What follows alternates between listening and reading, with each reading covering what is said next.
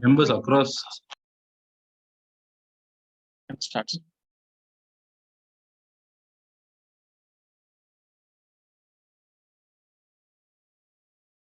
The speaker of the day, CA Virinchi Nandula.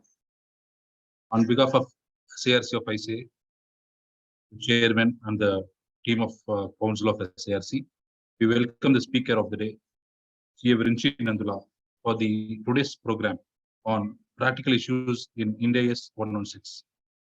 We, on behalf of SARC, we welcome all the participants for the today's program. CA Virinchi Nandula,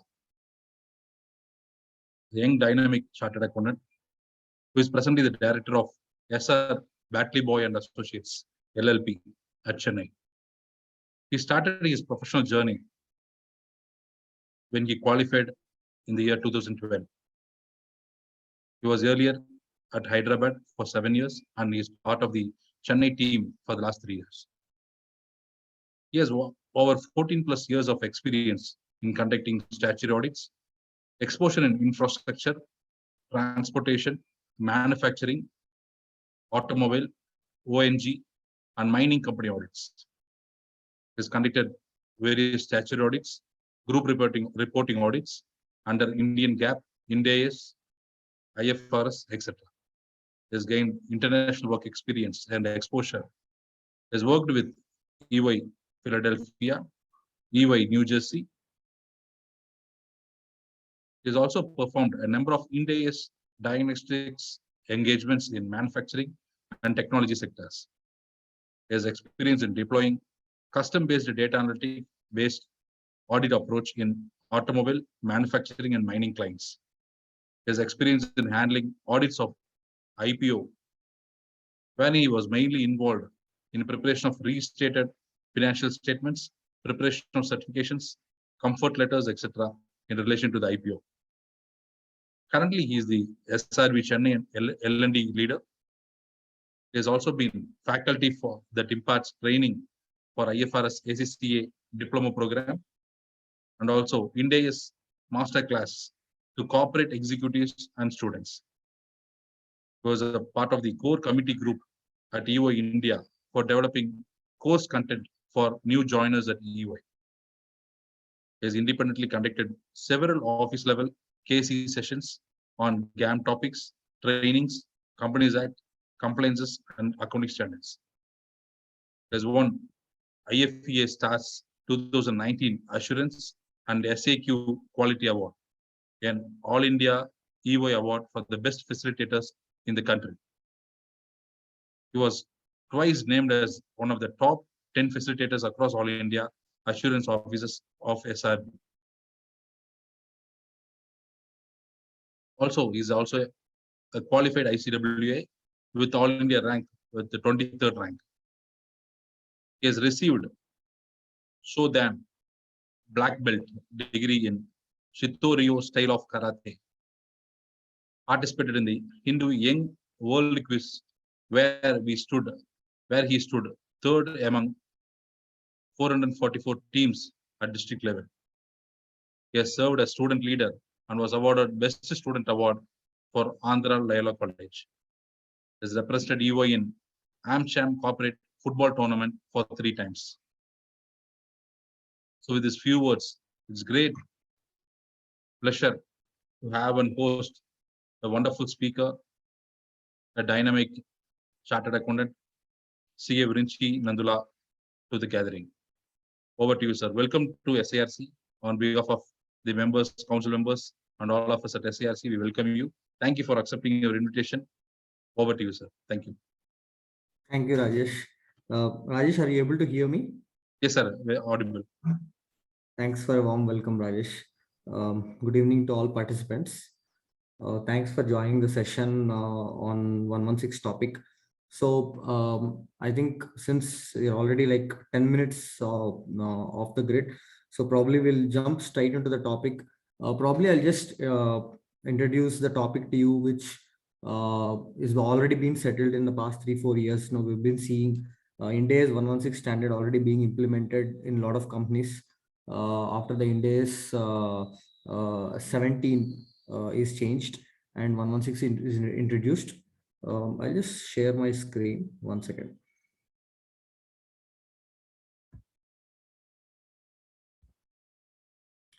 Rajesh, can you just confirm if you are able to see the screen?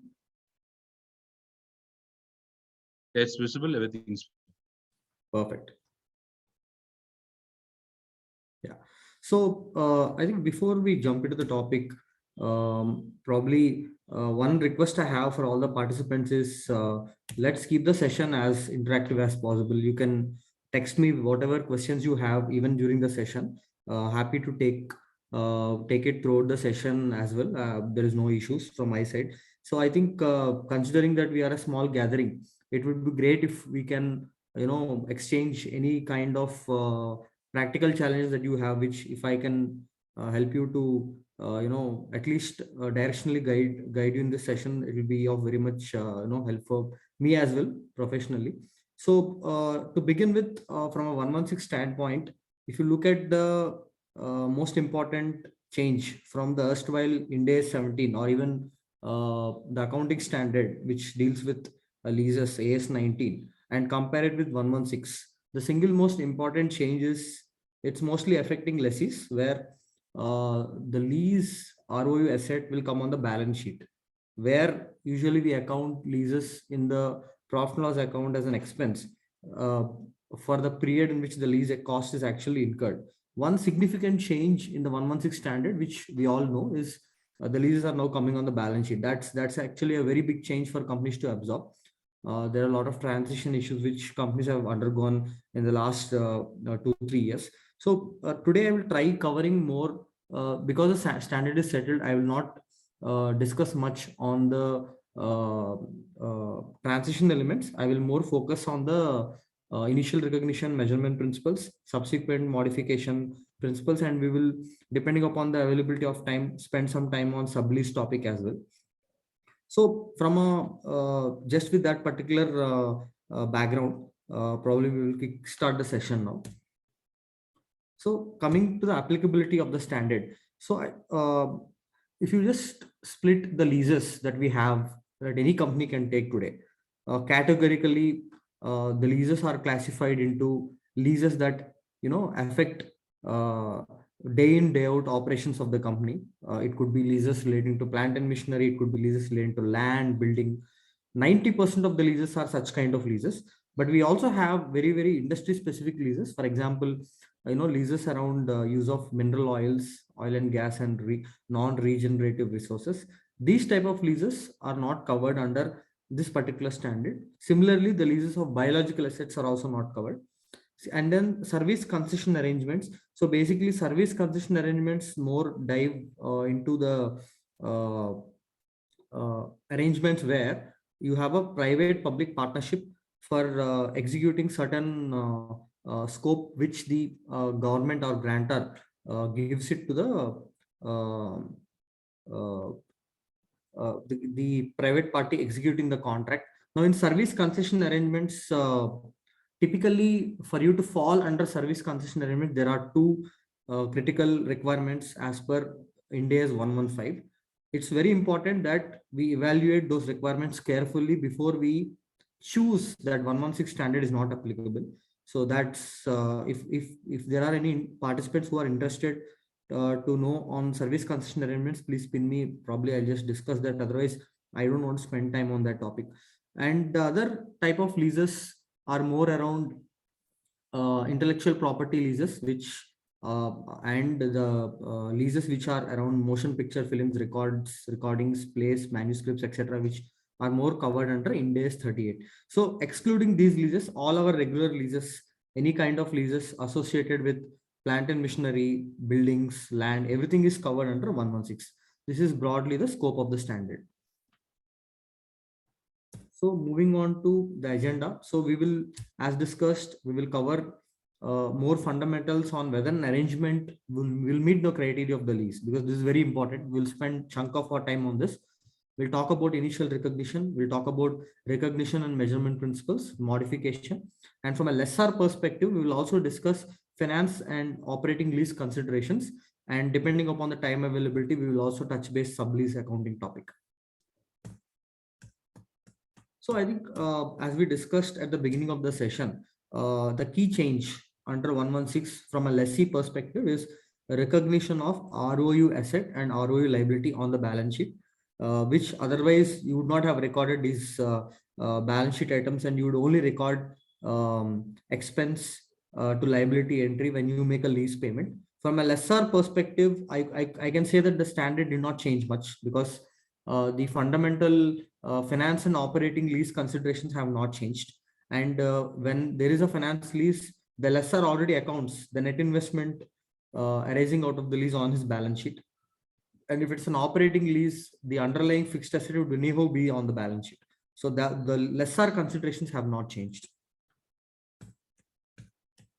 So I think we'll spend some time on this slide. It's particularly important. So the slide looks complex, and I'll try simplifying it for you. And this is one slide where I request participants to ask me questions where they are not clear or confused once I'm done explaining it. And this is the most important slide, I would say, in the overall presentation. See, we are talking about 4 important criteria for you, which will help to identify if there is a lease in an arrangement or not. See, particularly 90% of the leases are straightforward. Today, if you enter into any lease, say for example, you enter into a plant and machinery lease, you lease an asset, you make a fixed amount of payments. There is an asset usually which is identified. It's a very plain vanilla subject as it looks like. Now, what has actually made it, I would not say complex, but more technical, is introduction of other elements like substantive rights, right to direct the use of asset, and right to substantially obtain all the economic benefits. So these 3 criteria, along with an identified asset, would increase the technicalities involved in the topic. So let's just understand each of these topics in silos first. So first, we are talking about identified asset. So let's just understand why this concept of identified asset has come into picture. At the end of the day, say for example, there is a school which is running, and say the school is customer in the current scenario, and the school is looking for a school bus to pick and drop its students. So I would start with a very simple example. So where, if today, if we were to decide if that particular arrangement would come under the lease or not, what's important to understand is the company or the school in this particular case looking to get a service or looking to get a vehicle, and not exactly a service. That's a very, very key differentiator when you're deciding whether an arrangement constitutes a lease or not. Because once you get a service, it's no longer under the ambit of 116. So, and how do we decide that? So in this particular case, if you are looking for a very specific bus and you would want to completely control the bus, and you explicitly mention either explicitly mention the name of the bus, or it could be implicit because the supplier does not have any more buses to provide, or is contractually unable to comply with your specifications, and hence he can only give you that single bus. So in those particular fact pattern, we are looking at a lease. On the other hand, if we are just looking for one bus with some standard specifications, say we want AC to be there fitted in the bus, it's a 40-seater bus. You provide any bus, there is no issue. We will tell you what is point A to point B. You have to just arrange the bus from point A to point B.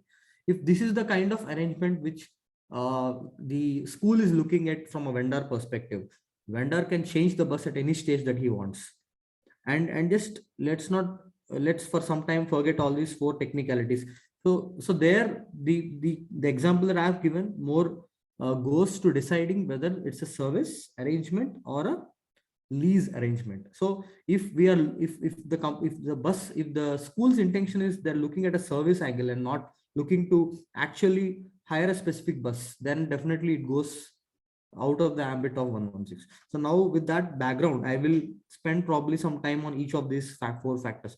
The first factor being identifying a specific asset. It could either be explicit, which means the contract would clearly state the name of the asset, including the specifications of the asset. For example, if it is a vehicle number, if it is land, the exact location and the register, the specifications of the land.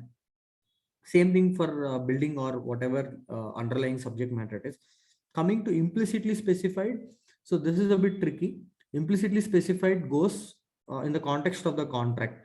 For example, if the asset is so customized and developed specifically for the purpose of lessee or customer in this instant case, even though the asset is not specifically identified in the contract, sometimes implicitly there is no other choice available to the vendor. That is one way of looking at implicit. The other way of looking at implicit is the choices which the vendor has, from which you can say that that's the only asset available from his perspective to honor the lessee specifications. So that is on the first condition, whether asset is explicitly or implicitly specified. Now the next condition is no substantive rights to substitute. Now this is very, very important. And this is one of the critical factors that distinguishes a service arrangement versus a lease arrangement. If I have ability as a lessor to substitute the asset in whatever way I want, of course, meeting the specifications of the lessee, then you are no longer looking at the identified asset. You are looking at a service that you are taking from the lessor standpoint. And this substantive rights, this substitution right should be substantive in the sense, either the contract should state that I as a lessor can actually substitute the asset if the from a contractual standpoint also, and also you should have a practical ability to substitute that asset. So often what happens is, if we are looking at customized assets, the substitution rights is not simple to exercise. Not only that, the other important element is he should be able to obtain economic benefit because of that substitution. Practical ability alone will not help. For example, if I am as a lessor is losing money, but still I can substitute one asset to another asset, that does not meet economical viability standards under INDAS 116.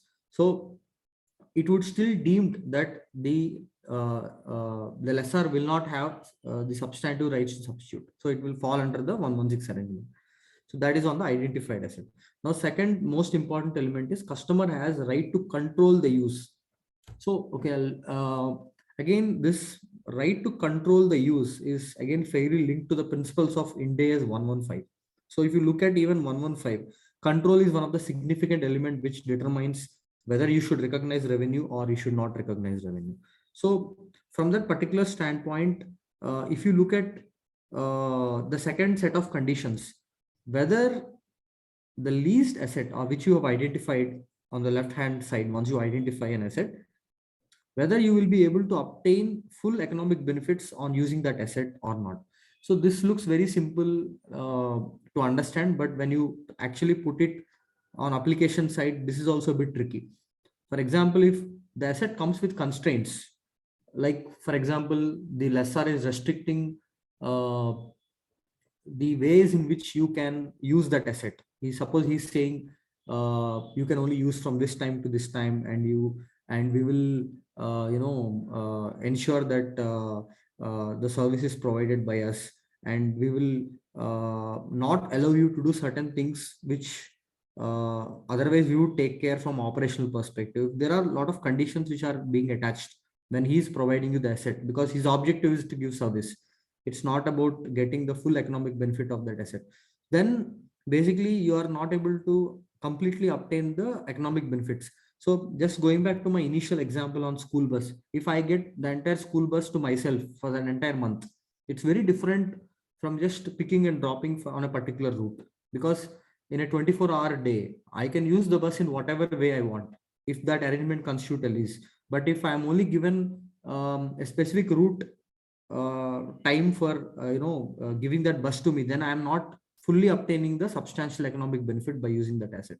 So this is one way of looking at it, and I should be having ability to control that asset and direct the use of the asset. For example, if I am getting a plant and machinery, and if I am not able to direct on how to change the operating instructions in a way which I want to use, because I use it for my own business purpose, and I should be able to do it at my will and my wish in the way that I want, in the sense when I should produce goods, what I should produce, and how I should produce, that I should be able to decide. If these conditions are not fulfilled, then I am not having an ability to direct the use of the asset. So, I mean, if you just step back, in the normal arrangements, these two conditions are not a challenge. What do I mean by normal arrangements? For example, if you hire a warehouse or a building for that matter, even we all stay in rented houses. Most of us stay in rented houses. So no one is going to ask us how I should be using the asset. So it's once I hire that particular building or a warehouse, it's up to me on how I want to use it, and I will use it in a way that suits me. So the second two conditions are very straightforward.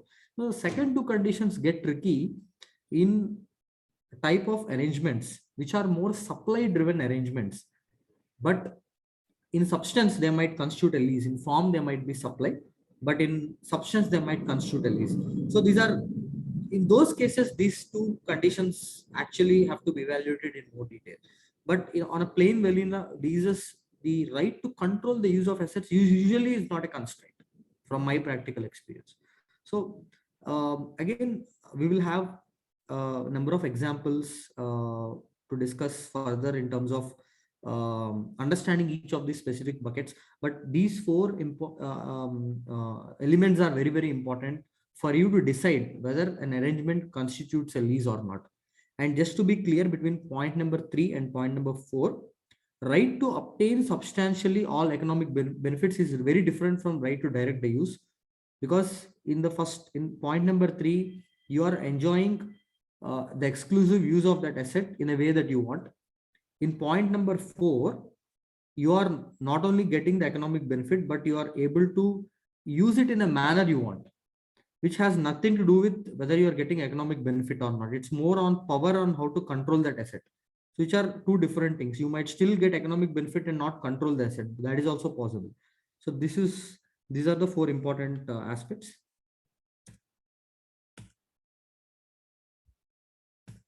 So moving on, so now this graph summarizes on whether the arrangement constitutes a lease or not. There is no lease, depending upon the conditions which we spoke some time back. So our first test is there an identified asset, and which goes without saying. You need to also see if there is any substitution right from a lessor perspective. If that condition is met, then you would see if you have, based on the lease arrangement, a right to substantially obtain all the economic benefits. And then you would move to say if you are able to direct the asset in a manner which you want. And if these conditions are satisfied, there are these the next two conditions are subconditions for directing the use of the asset under the standard. So if these conditions are satisfied, then the arrangement constitutes a lease. If these arrangements are not satisfied, then the arrangement does not constitute a lease. So again, from an identified asset perspective, we spoke about the practical ability of substituting the alternative assets, and we also spoke about whether this substitution actually will entail an economic benefit to the lessor. Only if these two conditions are satisfied, then only we will try to scope it out of 116. Otherwise, it's very much a 116 arrangement. And the other important aspect is portions of assets. Again, this is a concept under identified asset. So I'll probably spend some time on this. So sometimes you might not have asset as a whole when you decide to go for a lease. It could be part of the asset. For example, if there is a building, it might happen that you might only take one floor in a building and not the entire building. So in that case, you are able to physically identify the portion of the asset physically which can be leased and not the whole building. So in those cases, it's still an identified asset. So this is just is a more clarificatory notes to say that it is not necessary that entire building should be taken on lease. If it's okay if even a floor is given on lease, it still meets the criteria of an identified asset. Now, like slightly, if you take a different example, what about pipelines? If you're an oil and gas company and you are trading oil and gas products, you need a pipeline to transport your material. Even if you are an internet company, you need optical fiber cables to get full speed or high speed internet for industrial use. Now, in these kind of situations, you can't identify a portion of capacity because it's intangible, right? At the end of the day.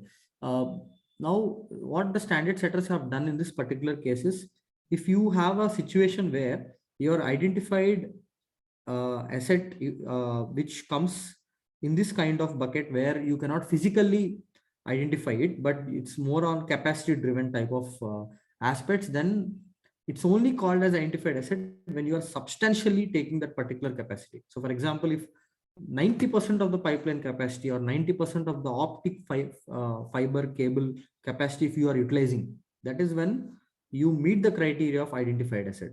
But if you are taking partial capacity, then it would not constitute as an identified asset because it goes under service arrangement, which is the same thing we spoke in the bus example that we discussed earlier. So now coming back to the practical examples. So this particular example, see, I think the way we have designed the program is for each of these 4 conditions, we have put at least a couple of examples so that it's easy for digesting this particular concept. From a identified asset standpoint, in this particular case, you have a rail car, which is designed specifically for the use of customer. And the rail car in this example is not specified in the contract. So it's not necessary that contract would have sometimes all the details. So in this case, the contract does not specify the rail car, but it's a customized asset. Now, the example also says that the supplier Y does not have another rail car, so he does not have a substitution right. I mean, this is again another aspect which, from an audit side and also from accounting side, I'm sure people are there who are both auditors and as well as accountants in companies. It's important to ask right question to your auditee or to your operational folks to understand whether there is a substantive substitution right or not in this particular case. I mean, sometimes as auditors, we try to understand a supplier name, get some additional evidences, and then take a rep letter. But it's important for companies to ask those right set of questions to see if the substantive substitution right is there or not there in these lease arrangements before we decide lease accounting. So in our particular case, we are saying that the supplier does not have. So then we are saying it has become an identified asset, because even though it's not specified in the contract, it's only a customized asset and there is no practical ability to substitute the asset. So moving to the next example, we spoke about capacity. So if the pipeline capacity is 95% used, it takes the shape of an identified asset. So now one might also have a question as to what should be my benchmark to decide whether I've used substantial capacity or not. It's very much judgmental, but usually we categorically take more than 90% criteria for proving that it is substantial or not substantial. Going by that particular consideration, in this case, we are saying that there is an identified asset. But if the customer only has, say, right to use only 60% of the pipeline capacity, then you are taking the service, capacity storage service from him and not a lease. So I think, again, this might even happen in warehousing. Now, warehousing models are very matured warehousing models. So some companies are also offering storage spaces instead of, full warehouse to suit the company needs. So in those kind of cases also, one must evaluate if you are taking a capacity portion of an asset or you are taking full asset by itself. So which you have to apply these considerations.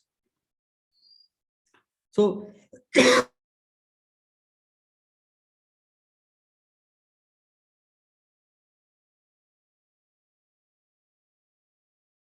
change. Okay.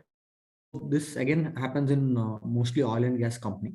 So the example here is that 60% of the assets capacity is locked by the party in a contract. Now, the interesting twist to the example is you can use the remaining 40%. But before they offer it to other customers, they will come and ask you. Only if you refuse, then they're going to the next customer. Now, in the previous example, we discussed that if 95% of the capacity is used, then only it will fit the criteria of the lease.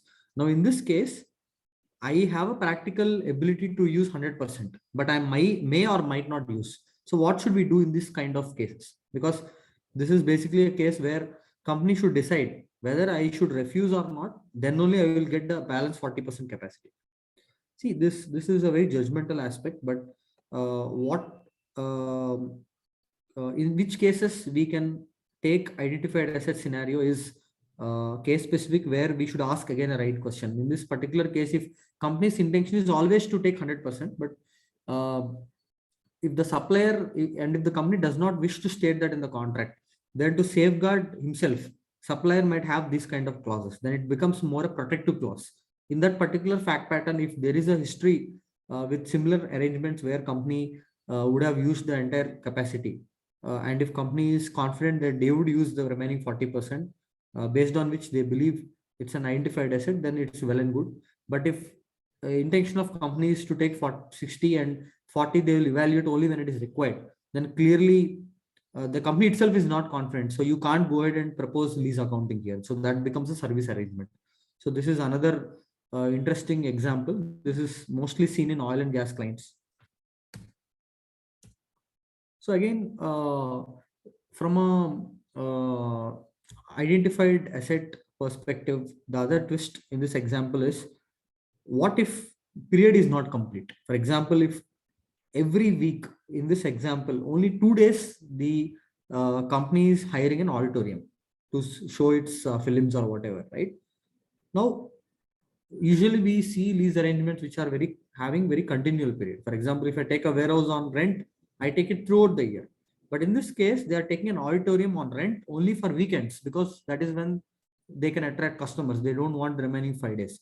But those weekends are taken for a 5-year tenure period. That also would involve lease payments. So what should we do in this particular instance? I think what is important here is, whilst the tenure is not continuous, even for intermittent tenures, the basic 4 criteria are still met. You have an identified asset. You are able to use the asset in a way you want. You are able to obtain the economic benefit. More importantly, you might not have a substitution right in this particular case, which we assume that the lessee would have taken care. Considering all these aspects, just because the period is not continuous, you cannot say that there is it does not constitute a lease. So even that, which technically means even in this particular fact pattern, for a 5-year period, every month you are getting about 8 days of use, which would make it a lease, and you would have to account for ROU and ROL accordingly, the right of use asset and right of use liability accordingly.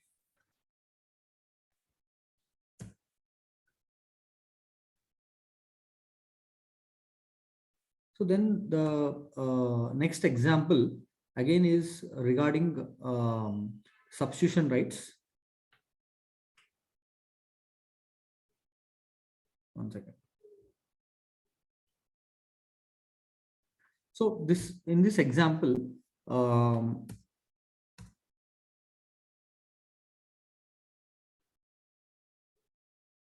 I think this example is a bit complex example. Probably I'll just take some time to help you to understand the case more clearly. So this is specifically relevant to contract manufacturing companies, which are mostly either involved in component manufacturing or serving one-time customers. So there are 2 companies here, company X and company Y. Company X is an automobile company. Company Y is manufacturing a specific component. In this case, the component is an engine, and a very specified engine.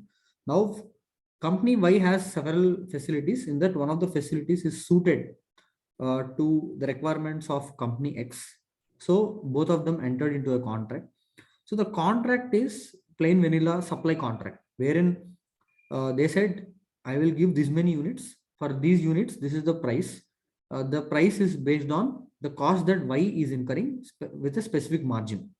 And depending upon the units produced, this pricing formula will be worked and they get the payment. So if you look at this example, we are basically talking about 2 companies entering into a supply arrangement, but there is a specific asset which is identified, underlying asset is identified.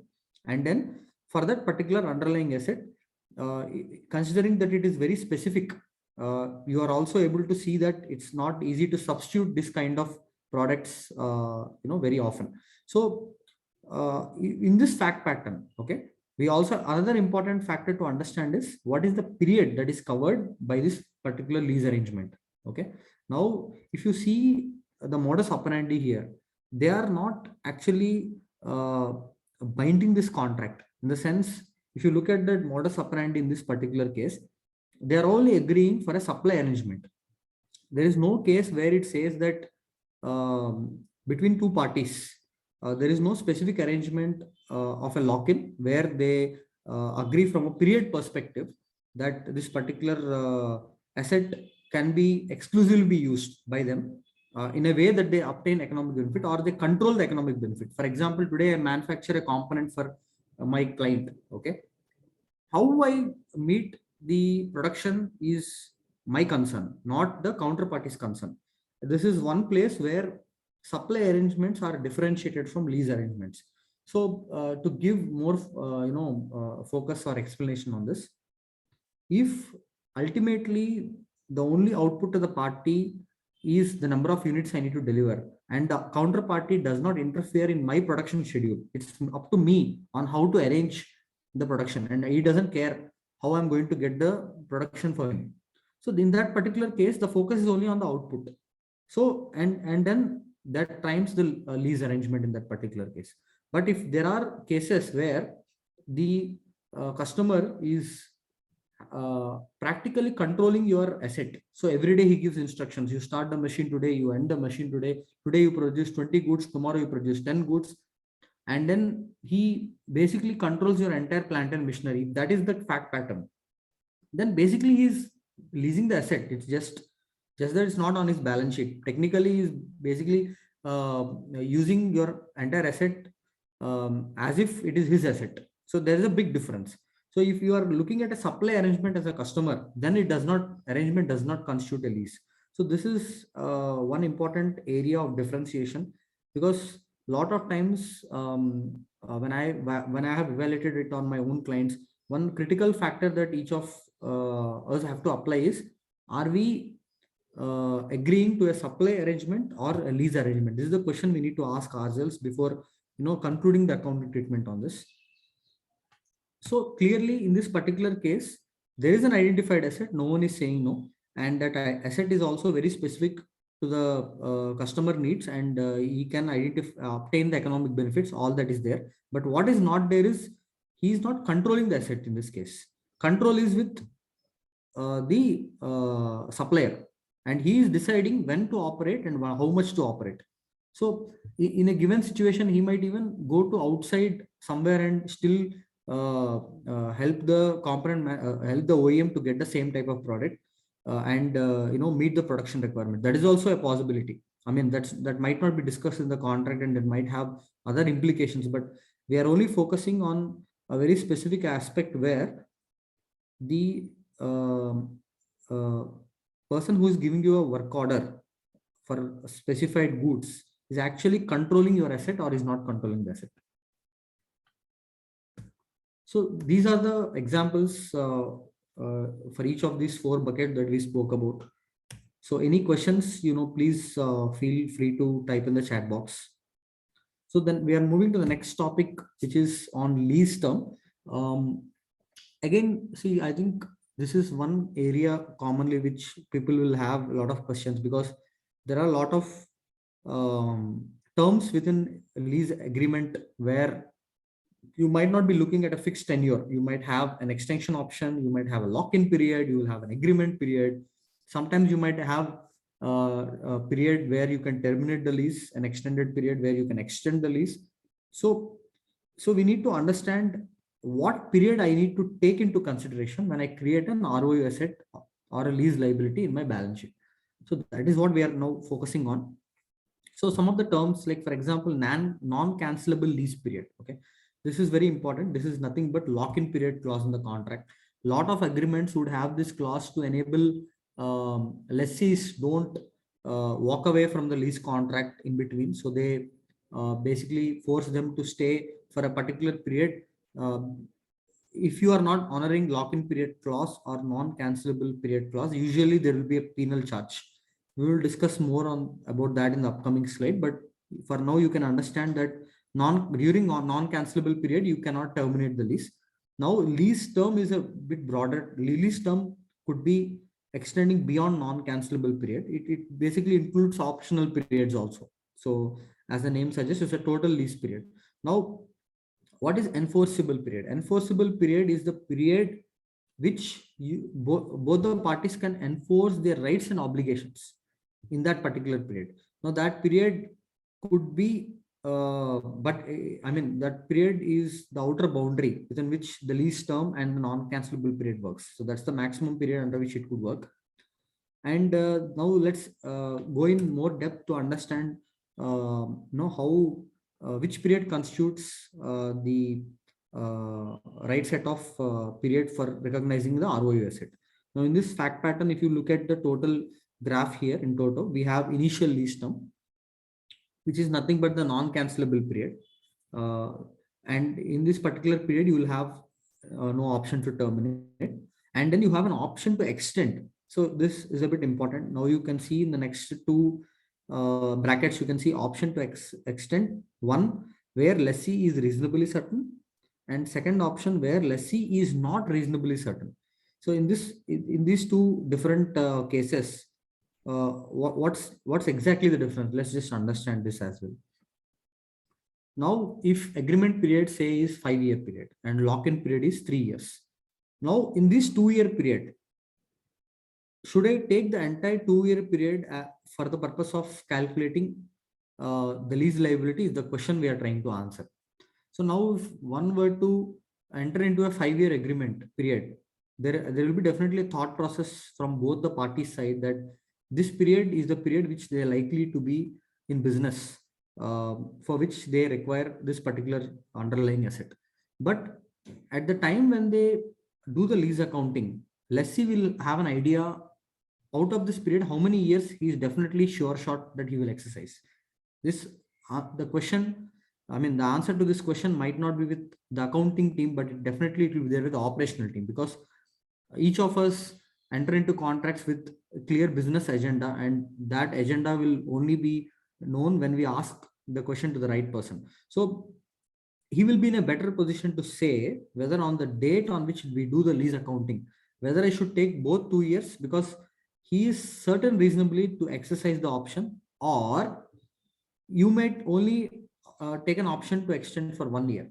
In that particular case, 1 year out of 2 years will come under the lease term, balance 1 year will not come under the lease term. And then you might have any tenure beyond 5-year tenure as beyond the enforceable period. So in my example, it's basically 3 + 1 + 1. 3 year is the lock-in period. 1 year is the option to extend where the lessee is reasonably certain. 1 more year, while it's there, option to extend, but is not reasonably certain. So in our case, 4 years will be the lease term plus 1 year, which comes under the enforceable period, but you might not do a lease accounting for that 1 year. So this is again a judgmental call from management perspective, which usually the audit team would try to understand and get the facts right. Then in this particular case, one important point which we should take into consideration is the penalty aspect. So in most of the contracts, usually when we enter into a longer period, we usually expect a penalty clause, but sometimes penalty clause might not be there. And in those fact patterns, one must also see if there are any other considerations. For example, if I invested in that particular warehouse or an underlying asset in the form of leasehold improvements, I am just not paying the money, but I still lose certain benefits by walking away from that lease in the lease term, in between the lease term. So there we need to consider broader economics of the contract. Now this broader economics of the contract is not directly coming from INDAS 116. So, but the standard setters have discussed this specific aspect, and in one of the committee agendas, this was queried by a specific company, and based on the discussion they had, basically the understanding is if you have a situation where you are losing money because you have invested something in that lease arrangement, you should not just go with book penalty, but you have to go by the broader economics of the contract. in that particular fact pattern, you would still fall under the initial lease term or lock-in period for that particular tenure, and you might still want to consider the enforceable period, even though there is no actual lock-in clause in the agreement. Because if lock-in clause is not there, one might take different calls on 1 year, 2 year, and whatever way they want for exercising the judgment on the lease term. So one has to take this additional information into consideration and then decide the lease term. So we might still get to an answer that it could be full tenure or it could be half tenure, depending upon the case, specifics of the case.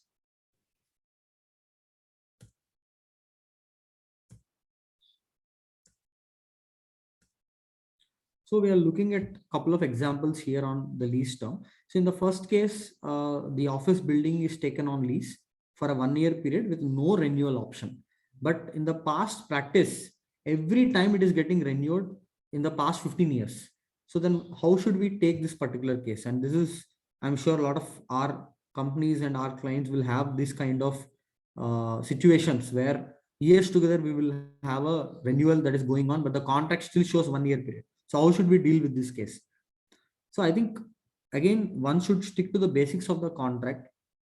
The first one being, if the contract period cannot enforce both lessor and lessee to stay in the contract based on the terms and conditions, then you need to restrict your period to the terms specified in the contract itself.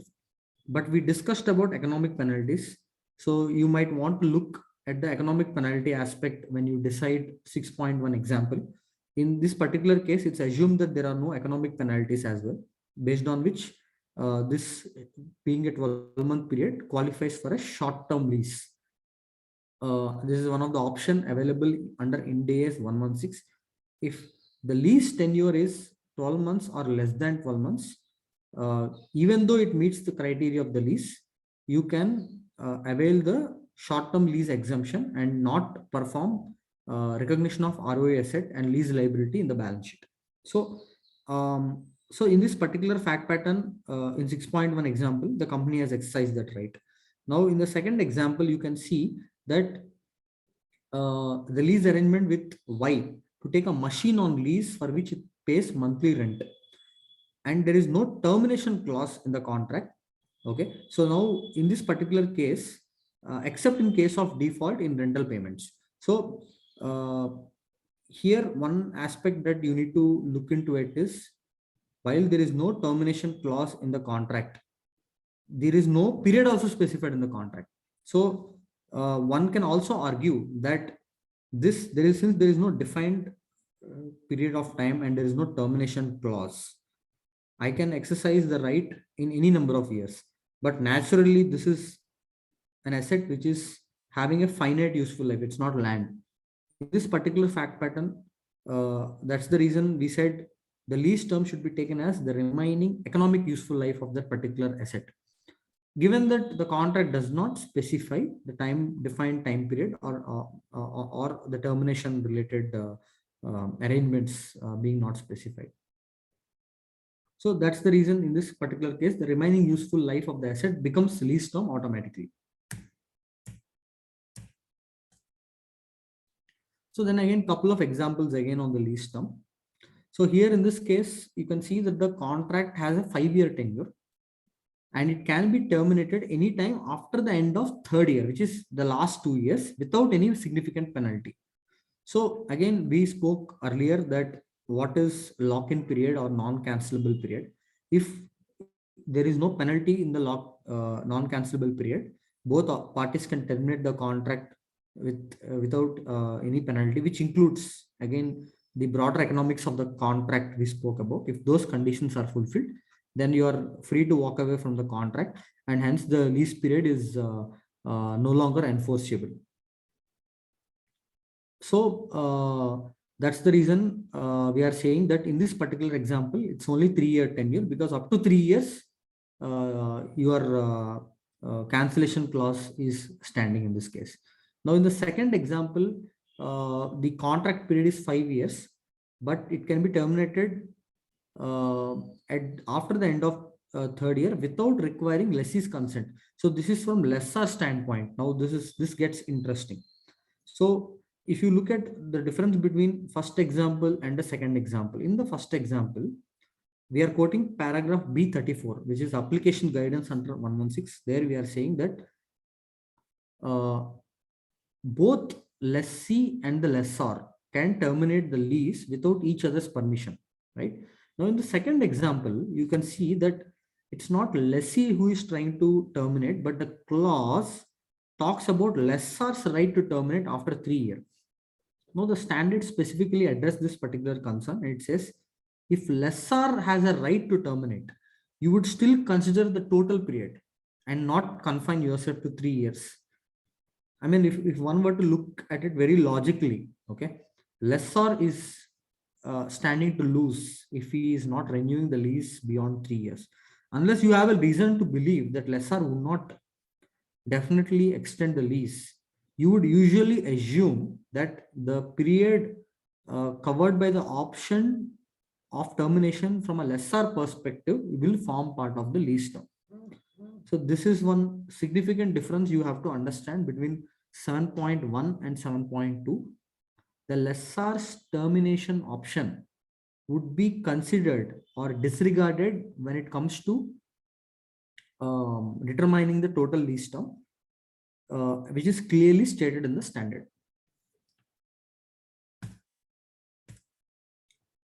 So then I think then we will look at another example where you have a 10-year lease this time, where you have a non-specialized machine to manufacture certain parts for a mobile phone. Now, the example also spoke about usual life of that phone is 3 years, and the machine can easily be replaced, and cost to install in X facility is not very significant. So X is basically supporting Y to manufacture certain phone parts. So X has so Y has the Y is the lessor in this particular case, and X has the facility. But now the other important aspect here is X and Y each have right to terminate the lease without penalty on each anniversary of the lease commencement date, which means both the parties have right to terminate without a penalty clause. In this fact pattern, where the agreement does not provide any penal clauses, okay, even though there is an identified asset in this particular case, what will happen to the lease term? Should we take lease term as 10 years, 3 years, or any different year? So this example again goes back to the core of the non-cancellation aspect we spoke about. In all these examples, I think it's imperative to talk about the underlying broader economics of the contract, assuming that the broader economics of the contract are not triggered in this particular case, because we are talking about a non-specialized machine to manufacture. That is what they are clearly indicating. So as a manufacturer, I need not incur specific cost in this particular case such that I will lose money on this particular contract. So I would have the same machine to manufacture the parts for X at the end of the day, and I'm installing it in the X facility that is there. In the sense, I'm bringing my machine to X facility. But having said that, this particular contract is a standard contract where I can deploy it maybe on other customers. So with those kind of mechanics, we are trying to say that the non-cancellation period isn't there at all, and hence it's only a 1-year lease term that we are talking about, and it qualifies for short-term lease exemption.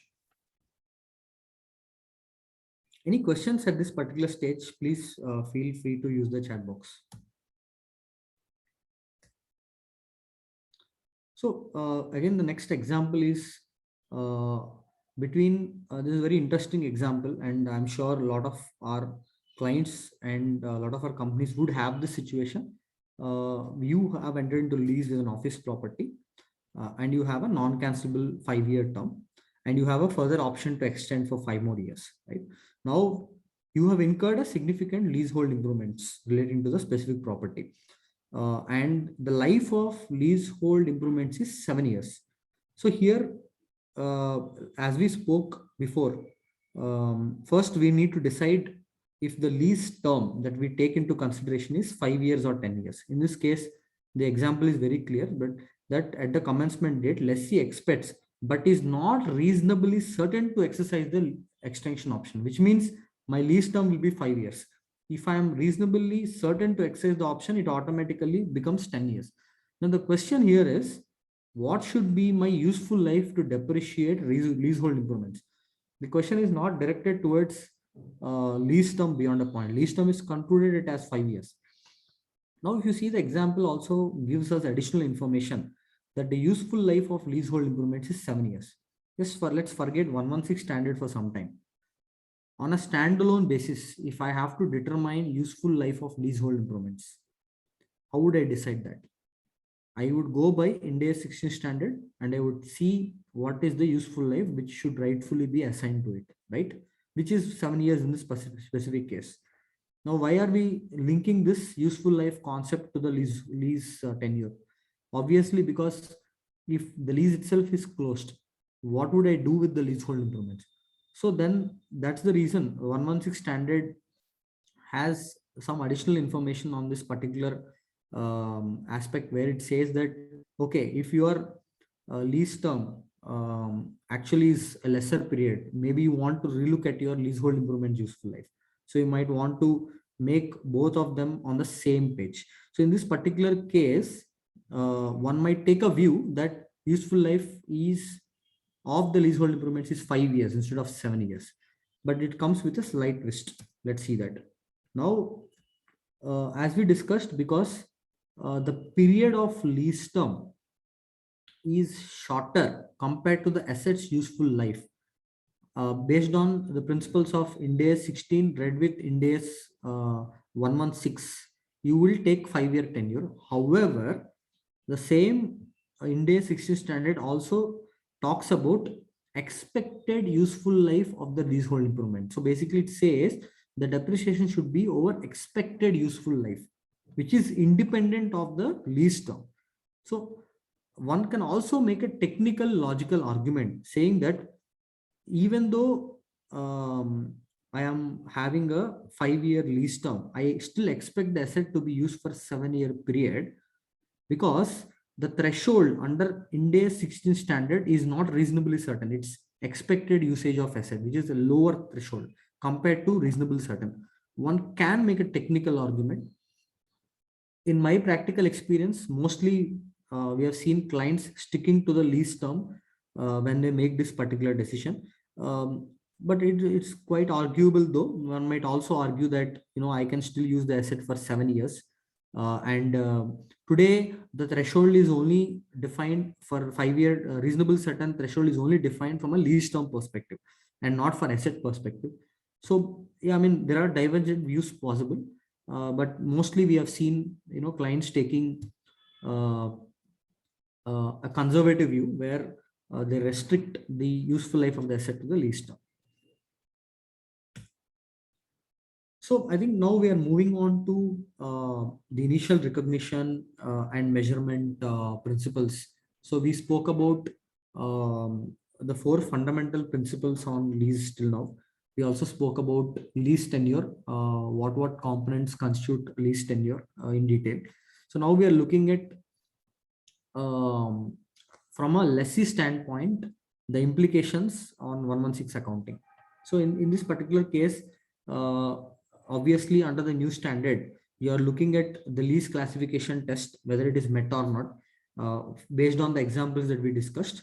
If it is met, then it becomes a lease. Otherwise, it is only a service, which we discussed in all the prior examples that we have seen.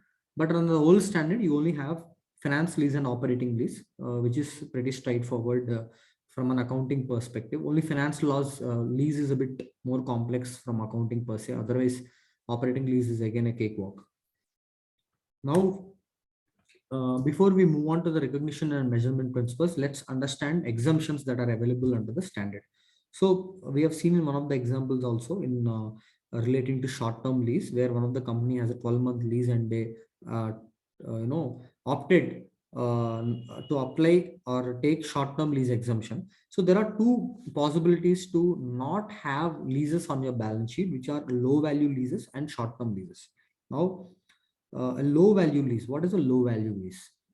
So as the definition suggests, low value lease basically is the leases which are at an absolute level of low value and not at aggregate level. So basically, if one were to look at an item like a laptop or a tab, it costs less than a lakh rupee at the end of the day. But then compare it with an asset which is like a excavator or a car, which is much a bigger asset, right? So at the end of the day, if you are leasing a computer vis-a-vis leasing a plant and machinery or a vehicle, it's basically from a monetary perspective is very, very small amount. So standard setters have given an option where they are asking you to take exemption if the lease assets are of such low value based on your judgment. Now, what is low value is not defined in the standard, but again, standard setters from a international accounting standard perspective have set a $5,000 threshold, which is what they have discussed, but they have not bought it directly in the standard, but that was one of the discussions that the standard setters had. Now, usually we have seen companies taking tablets, personal computers, and small items of office furniture and telephones coming under the ambit of low value leases. Otherwise, all the other leases would not fall under low value leases. Now, the other important aspect is if you are subleasing these low value assets, you cannot take low value lease exemption from accounting. Very, very important, because you will have a head lease in that particular fashion. You cannot have a situation where you will have a sublease and do not account a head lease, which we will discuss in the sublease accounting later stage. But for all practical purposes, please understand that low value leases are exempted from accounting under the standard, provided they meet these criteria. The other important aspect which usually we try to, we ponder upon is, what if the leases are not material to one company, but they might be material to another company. Say, for example, my balance sheet size is so small, but the leases are so big. Should I really worry about not accounting these low value leases? That's another question one might have. Because if these are the only assets which are like leases on the balance sheet, could someone come and challenge me that you have not accounted its aggregate big value? Again, it's clarified in the appendix very clearly that you need to go only on absolute basis. It doesn't matter whether that assets are material or not material. And it's not a company to company specific call we are talking about. We are talking about on a standalone basis. If that asset is a low value asset, let's just take low value lease exemption and not account it. It's as simple as that. Now, from a short-term lease exemption perspective, again, you would not recognize if the lease, if the tenure is 12 months or less than 12 months. Again, the other condition is that the purchase option should not be there in that particular lease, because if you have a purchase option in the lease, it's more likely they are not a long-term contract, and we don't want to have that kind of exemption taken for these contracts as per the standard setters. And if you look at how you have to apply this option for short-term leases, it's based on the underlying assets, class of underlying assets. Whereas in case of low value lease, it's applied on lease by lease. So there is again a difference in terms of how you apply this as well, which we need to note. So then recognition and measurement principles. See, I think from a 116 standpoint, we already discussed about the fact that ROA asset would come on the balance sheet, lease liability would come on the balance sheet, and in the profit and loss account, instead of having a lease expense, you would have depreciation and interest.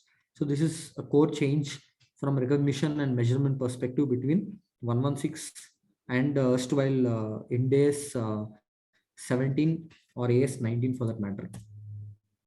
So now, if you were to account an ROU asset, so there are a lot of elements here. You can see that we are talking about lease liability.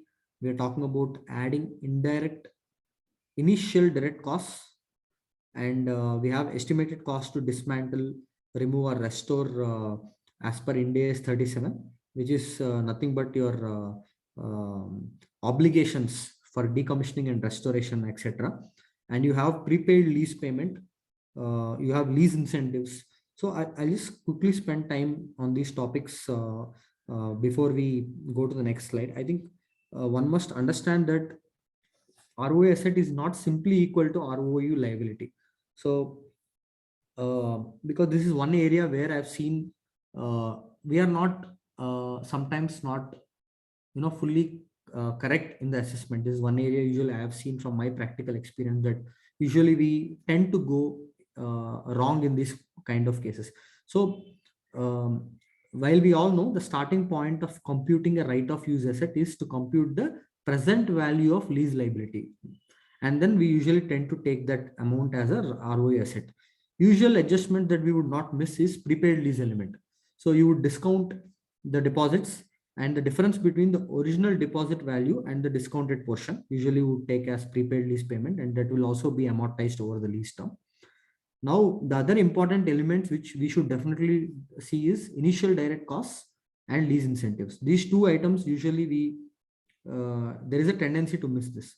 So initial direct costs are the costs associated in procuring the lease. For example, you might spend some kind of commission expenditure or something to acquire the lease.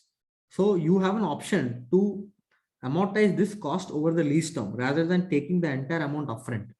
So from a P&L perspective, if you are a leasing company, this might make a big difference to your P&L. Similarly, lease incentives received.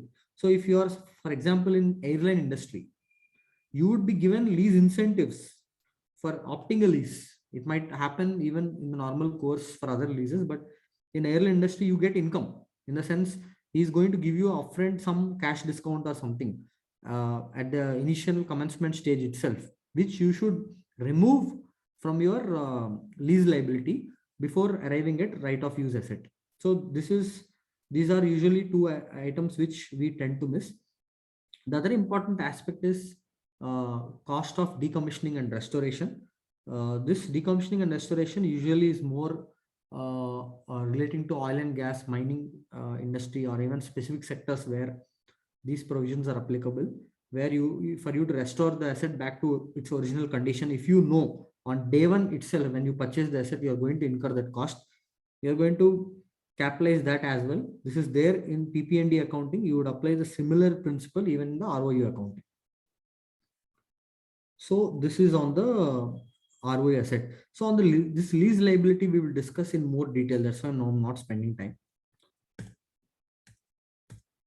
So these are the items which you would include in the ROA asset. You will include commission, any legal cost to get that particular contract on board, any cost of negotiating the lease terms and conditions, the cost of arranging collateral for getting that lease, and if you had to make payments to existing tenants to apply to get the lease. These are some of the examples on what you can include as part of the initial direct cost, which we spoke about in the first slide.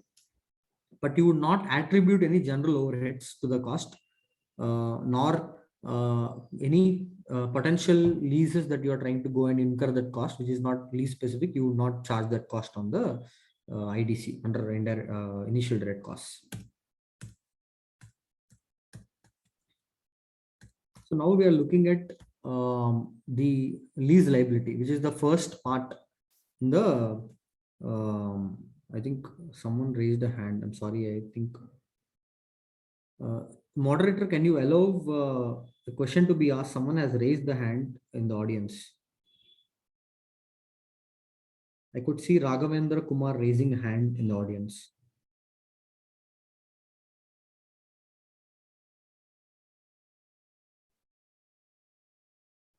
Maybe Raghavendra, if you can post your question, I can answer that. If you are, I can see still his hand being raised. Maybe moderator can help to give. So we have allowed him to speak, sir, but he's yet to unmute his mic. We'll go on with the session. Sure, no problem. Okay.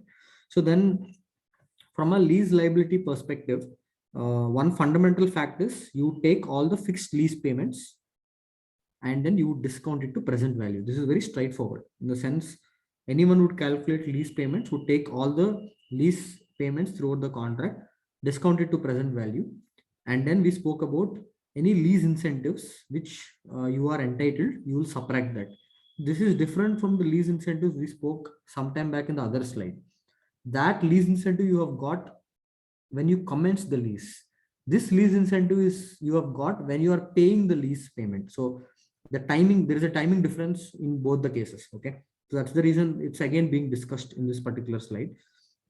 And then we are talking about variable lease payments that depend on an index or a rate.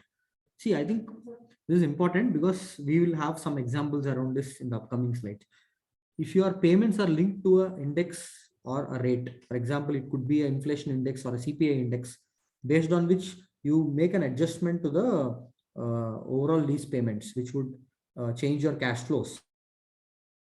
Those part of the present value of minimum lease payments.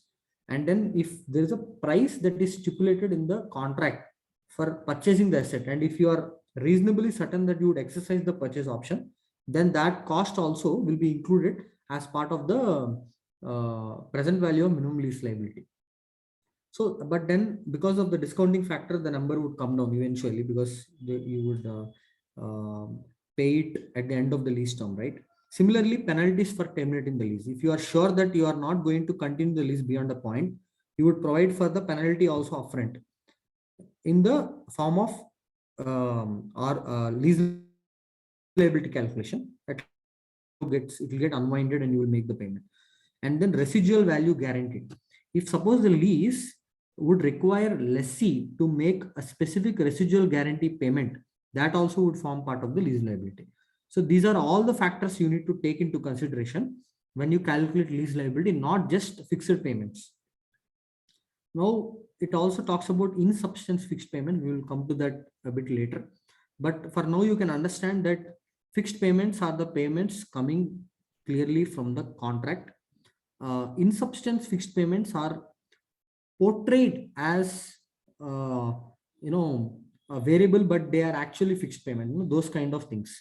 So I will probably give a couple of examples on in substance fixed payments as well in the upcoming slides.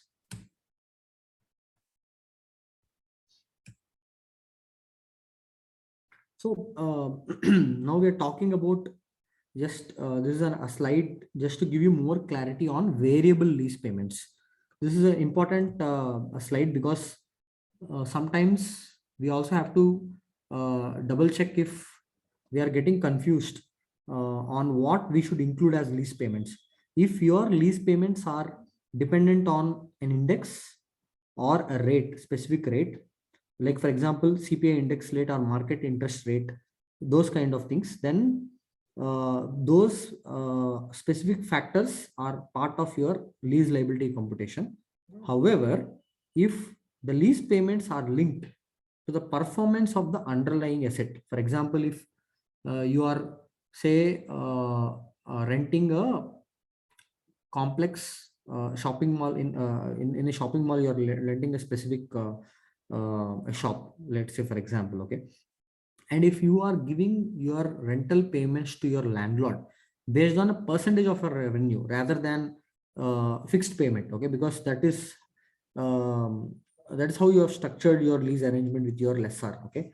In that fact pattern, it is not dependent on rate or index. If you don't make any sale in the month, you might not have any amount to pay him at all, depending upon the contract that you are entering, okay. Those kind of payments are not to be considered for the purpose of MLP calculation, present value of minimum lease payment calculation.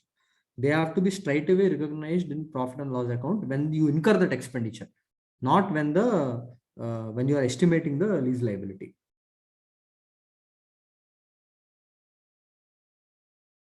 Okay, I think we have a question on discount rate to be used if interest rate implicit in the lease cannot be readily determinable. Also, I do not have borrowings.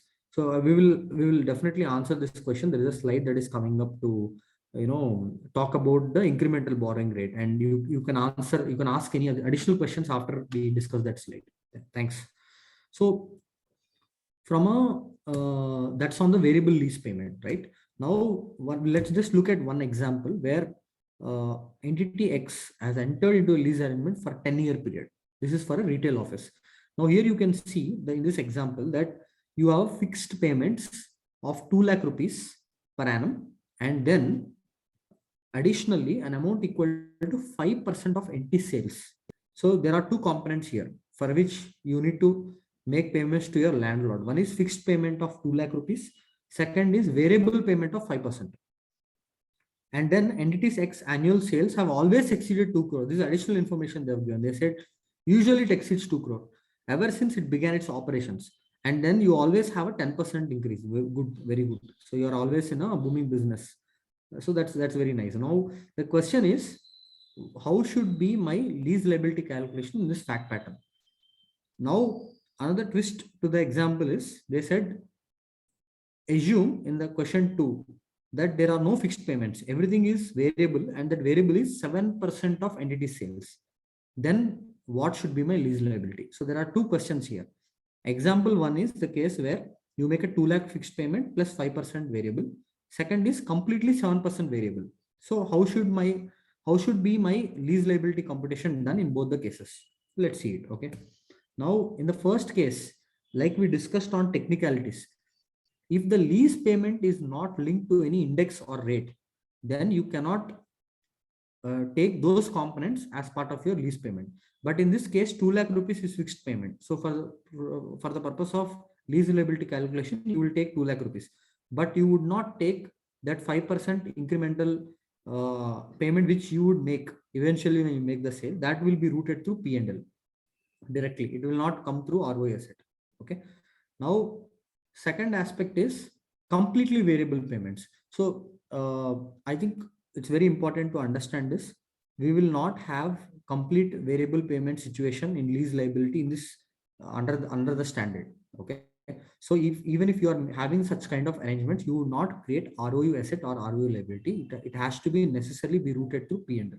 So for all practical purposes, if you are completely structuring your lease arrangement as if they are variable payments linked with underlying asset and not linked with rate or index, you need to account those lease payments as and when you make the payment through P&L, and you will not create a ROU asset or an ROU liability for that. Hope we are clear on that piece. Again, I see one more question. Okay, this is the old question, I guess. Sorry. Now, let's just discuss two specific aspects here from a components of lease perspective. So most of our clients will have GST and property tax usually paid as part of the warehousing arrangements. I mean, at least GST is very common in most of the cases we will have. So one might also get a question whether I should consider GST as part of my lease payments or not, because we end up shelling out that 18% to the lessor, right? At the end of the day, it comes in our bill, and I agree, usually we will take input credit, but there are situations where you will not be able to take input credit. We are only discussing the case where you will not take input credit. Then what should I do with that 18%? Should I take it as part of lease liability or not? That is the first question we have. Now the second question is, I'm also paying certain additional amount to the lessor to cover his property tax. What I should do with that component? Should I take it as a lease component or not? So I think rather than understanding yes or no, let's understand the fundamentals of why we are paying GST and why we are paying property tax and how they are different. Then let's analyze, why and what of accounting to be done, right? Now, GST basically is a consumption based tax. Now, whether at the end of the day, if I am availing a lease service, I will not be able to avoid GST. Okay. Now, considering that this is whilst the reason why I'm having GST is because of lease, you have to understand that GST is paid to the government for consuming this particular service, and it does not go into lessor's pocket. Okay. Now, this is not directly related to lease, if you ask me, because at the end of the day, this is a tax which is prescribed by the state government. Okay.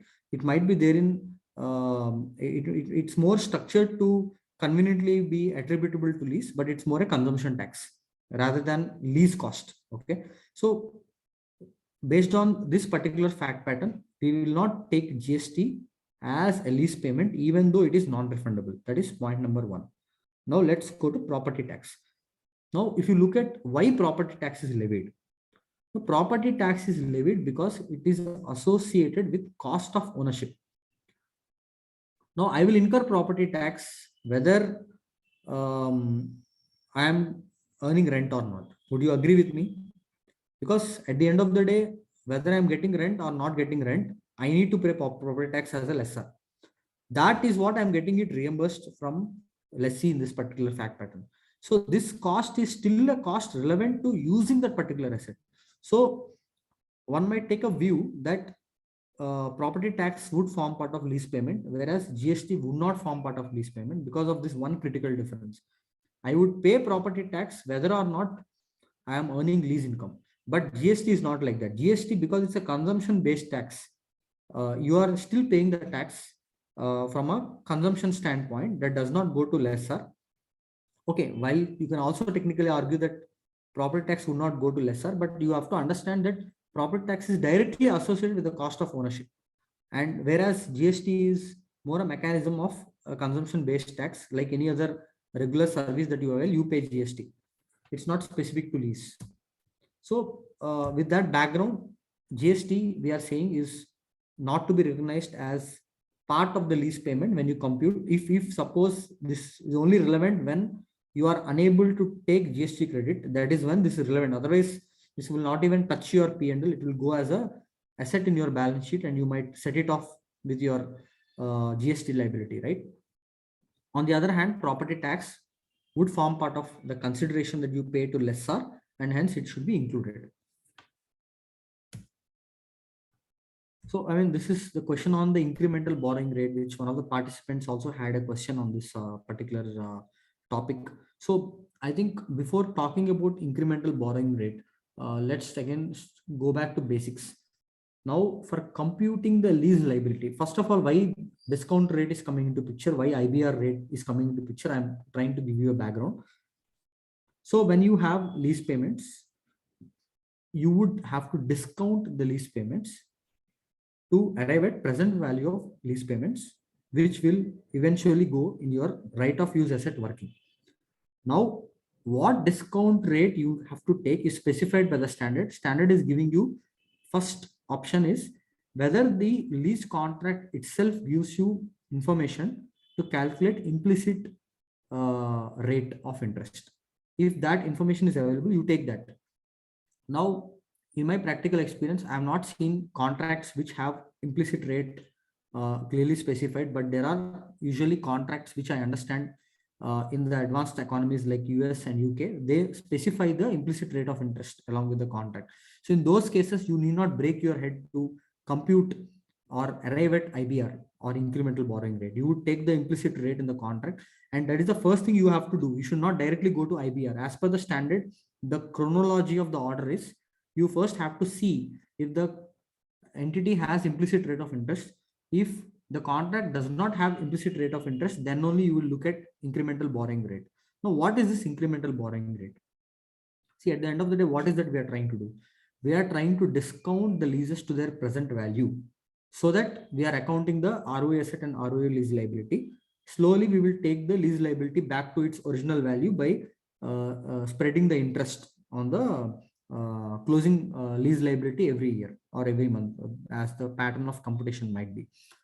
Now, one possible rate as per the standard is incremental borrowing rate, where if you take an asset, for that particular asset, what is the term, what is the nature of the asset, how many years you are entering the lease for that particular fact pattern. If you need to borrow money to get that particular asset for your company, what will be the borrowing rate which banker would give you?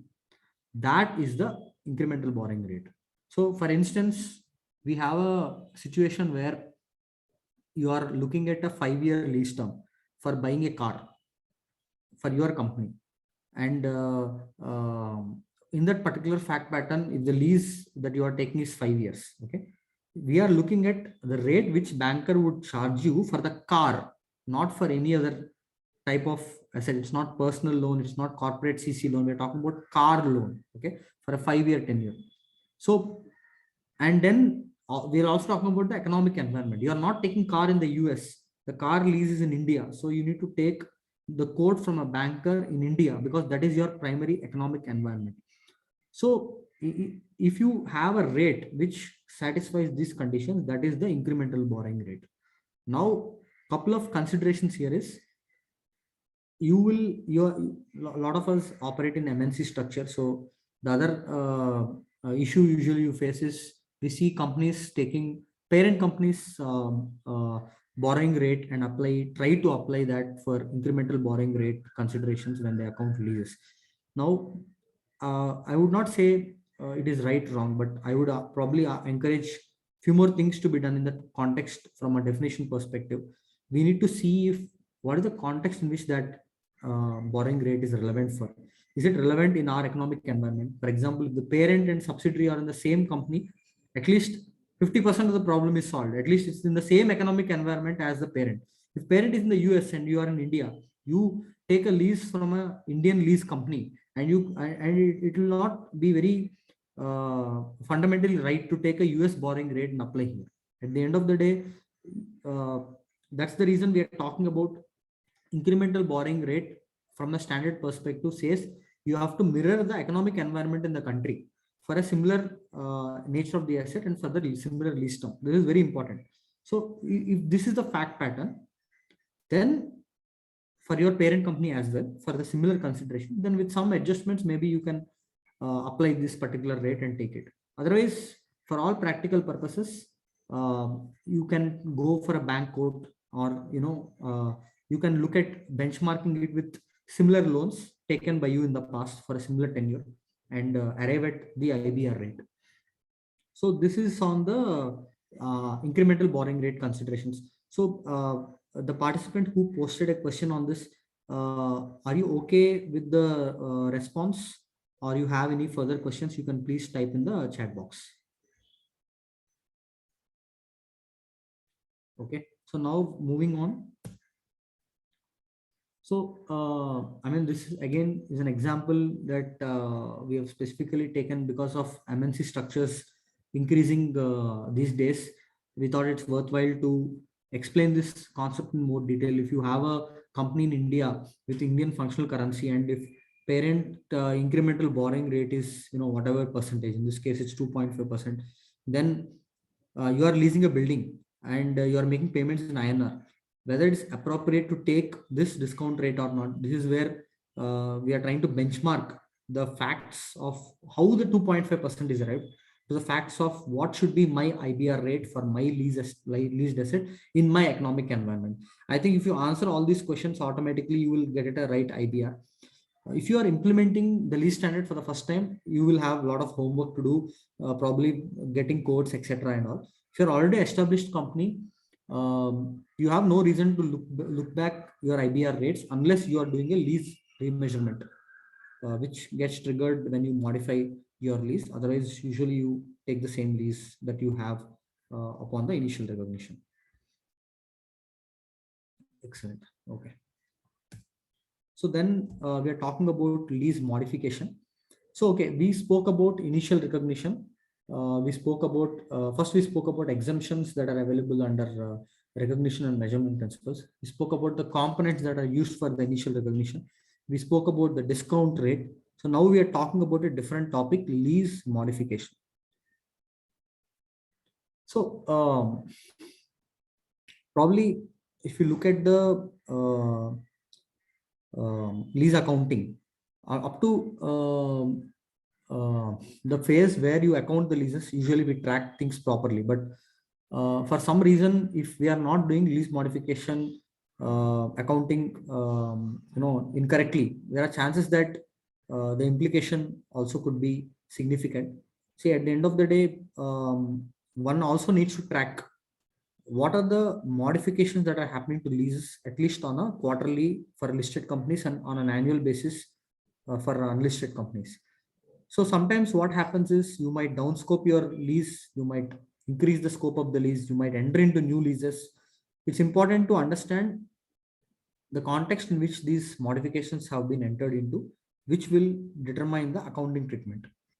So in fact, it's very simple. Lease modification accounting is not at all complex.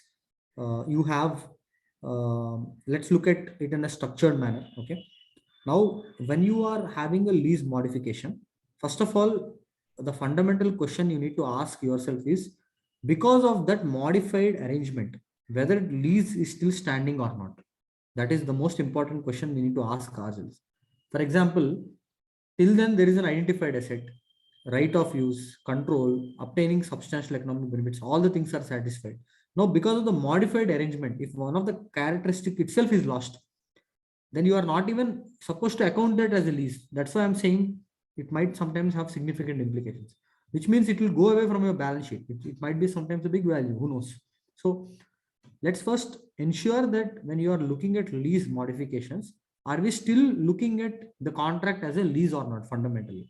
So assuming that it's actually a lease, okay, then we'll continue. So what are the things that are getting modified in that lease? Is it giving rise to a separate lease, or are you modifying the original lease? This is another question we need to ask ourselves. Now, this separate lease is akin to INDAS 115 or IFRS 15, where we discuss about additional contract that you win with increased business under the same standalone set of prices. Instead of selling say 1,000 units, you will sell 2,000 units. In the same way, here you are say taking 1,000 square feet. Now you might take 1,500 square feet, but if you're taking it almost at the same rate that you have taken before, so you would account that as if it is a new lease. There's no complication. So then the lease modification accounting will not apply in that case. So I think let's just forget technicalities for some time. What are we trying to do here? We are trying to simply see if our existing ROU asset and ROU liability should be changed because of the change in the contract.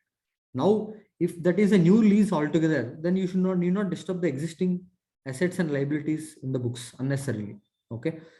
How you decide that? You decide that by looking into the contract and see if the increase in the scope of the lease is in commensurate with the increase in the rate, which gives an evidence that it is a new contract for the increased portion, not for the original portion. So increased portion, you can account a separate lease. For that, you can have a separate liability, lease liability, present value, ROA asset and all that stuff. Okay. Now, if it is actually a modification of the original lease, then you will have additional considerations, which we will discuss in the next slide. So now, this modification of original lease could be an increase in the scope, or it could be a decrease in the scope, right? So at the end of the day, if you see here, account for two separate contracts. One is unmodified original contract, to a separate contract which is accounted for same as any other lease. This is the second portion we spoke about, where if it results into a additional lease itself, right? Okay. Now, if you are having a situation where the scope of the lease is coming down, right, then you remeasure the lease liability and you make the differential adjustment to ROU asset. Very simple. So basically, whatever decrease of scope is there, and we have good practical examples to cover this. We will have 2-3 practical examples where I will cover this in detail, all the situations. So any change in the lease liability measurement would directly affect the balance sheet. It's not going to P&L. That is what you need to remember.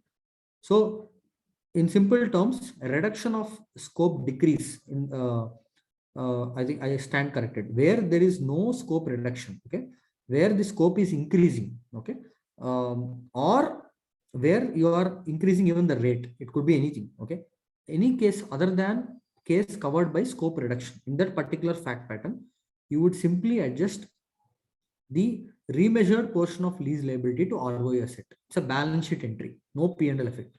Now coming to decrease in scope of the lease. Only in this case, what the standard is asking you to do it is, you proportionately decrease both ROI asset and ROI liability. When you decrease both, okay, whatever difference that comes, you take it to P&L, and you would recognize that as if it is a partial or full termination gain or loss. That is the ask from a standard perspective. Now, because Sometimes you might completely close the lease. In that case, you would go back and see in the balance sheet how much ROE asset is there and how much ROE liability is there. The differential portion of both will go to P&L. Suppose if you are reducing the scope by X percentage, you will reduce both ROE asset and ROE liability by that percentage. Again, calculate the lease liability and then make the differential adjustment. So we will come to a couple of examples where you can clearly understand how this is being done. But I think what you have to remember now is, in very simple terms, when we speak about lease modification, there are two kinds of cases. One is scope reduction cases, balance all other cases. Okay. If the case is not a scope reduction, any remeasurement effect of lease liability will go to ROU asset, which means it's a balance sheet entry. It will not impact P&L. Any case other than this, which is scope reduction, only scope reduction, that is when P&L will get affected, because you are closing down the lease. If you close down the lease, what happens? Your right of use asset and lease liability would not come in the same pattern. I mean, they would not come down in the same pattern, because ROE asset is depreciated based on useful life you assign, whereas lease liability goes by the pattern of lease amortization schedule. So both will not reduce in the same pattern every year. So the differential effect of both will go to P&L. That is when you reduce the scope of the lease. But any other changes that you make will be balance sheet entry. So I encourage teams to ask questions in this particular set of examples or any other considerations you have, because this is important. I mean, usually this is the place where I see people getting a bit confused, especially when they understand the terms of the arrangement, etc. So I mean, very simple examples. We are not looking at any complex examples. I will take you through the examples slowly, and anywhere if you are not able to follow, please type in the chat box. I'm happy to do it again. We have 3 examples. One for increase in the scope of the lease. Second, decrease in the scope of the lease. Third, no changes in the scope, but rate changes. Okay. These are the 3 examples I have covered here. So, which means most likely all your cases will be covered in your day-to-day activities. Okay. The first example, you are leasing a 10-year asset with 5,000 square feet, right? And you make a 1 lakh annual lease payment with a 6% IBR rate. Now, if you look at the lease liability at the end of year 6, okay, it is 3,47,000, right? Now, which means 6 years is completed. Okay, after the end of 6th year, your lease liability is how much? $3,47,000 or whatever, INR or whatever. That means at the beginning of 7th year, your lease liability is 3,47,000. Now, at the 7th year beginning, okay, the lease modification happened. Now, what are the lease modifications? The tenure extended by 4 more years. Normally, you are supposed to have only 3 years left, correct? Because the original life is 10 years, right? Which means 6 years is completed. At the beginning of 7th year, 4 years is left, right? Out of 10, 6 is completed, 4 is left. Now, this is getting extended by 4 more years, which means 4 plus 4. You have 8 years left now. Okay. And the annual lease payments are not changed. They are still 1 lakh. But IBR got revised to 7%. Now, I think, let's forget example for some time. I think what is important is when you have lease arrangements where they are subject to lease modification, okay, it's important to revisit the IBR rate again. Sometimes even the lease payments might be going with the IBR pattern. For example, your lease payments might be even linked to interest rates. There could be variable lease payments tagging can be done. That is also a practical possibility. Having said and done, if there is a lease modification, it's better to revisit the IBR rate. In this case, the rate changed from 6% to 7%. Otherwise, if you look at what is changing is 10-year term is becoming 14-year term. That is what is changing in this example. And then IBR rate is changing from 6% to 7%. These are the facts. Now, that's the reason it says remaining lease term is 8 years, right? Now, at the beginning of 7th year, okay, you would do a new calculation. Please, guys, we are doing a new calculation. We are forgetting the old calculation. You would do a fresh calculation for the remaining 8 years, at which stage the modified lease liability is coming to 5,97,000. Now, how much you have accounted at the beginning? 3,47,000. Now, what is the revised number? 5,97,000. We spoke at the beginning. What did we speak? Any kind of modifications other than that arising from reduction of scope will go to, the impact of that will go to ROE asset, correct? The difference between 5,97,000 and 3,47,000 is 2,50,000. That 2,50,000 is going to ROE asset. That's it. Simple. Everything is balance sheet effect. Now we're looking at next example. This is a reduction in scope example. Now, almost similar set of facts. 10-year lease, 5,000 square feet you're hiring. Instead of 1 lakh here, you have 50,000 payment. IBR is 6%. Now, how many years have passed? 5 years have passed, which is 50% of the lease term, right? At the end of 5th year, which is beginning of 6th year, you have 1,84,000 ROU, 2,11,000 lease liability.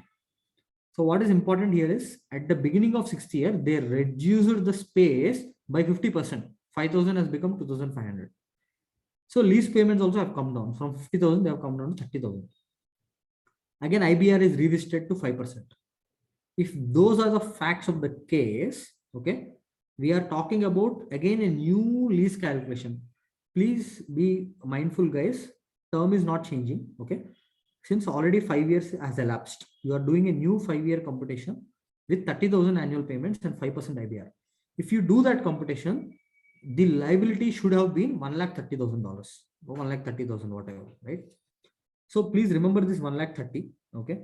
Now, what is the standard saying is you first proportionately reduce your ROU asset and ROA liability by your scope reduction. What is your scope reduction? 50%, right? So I will first remove 50% of ROA asset and ROA liability from my balance sheet.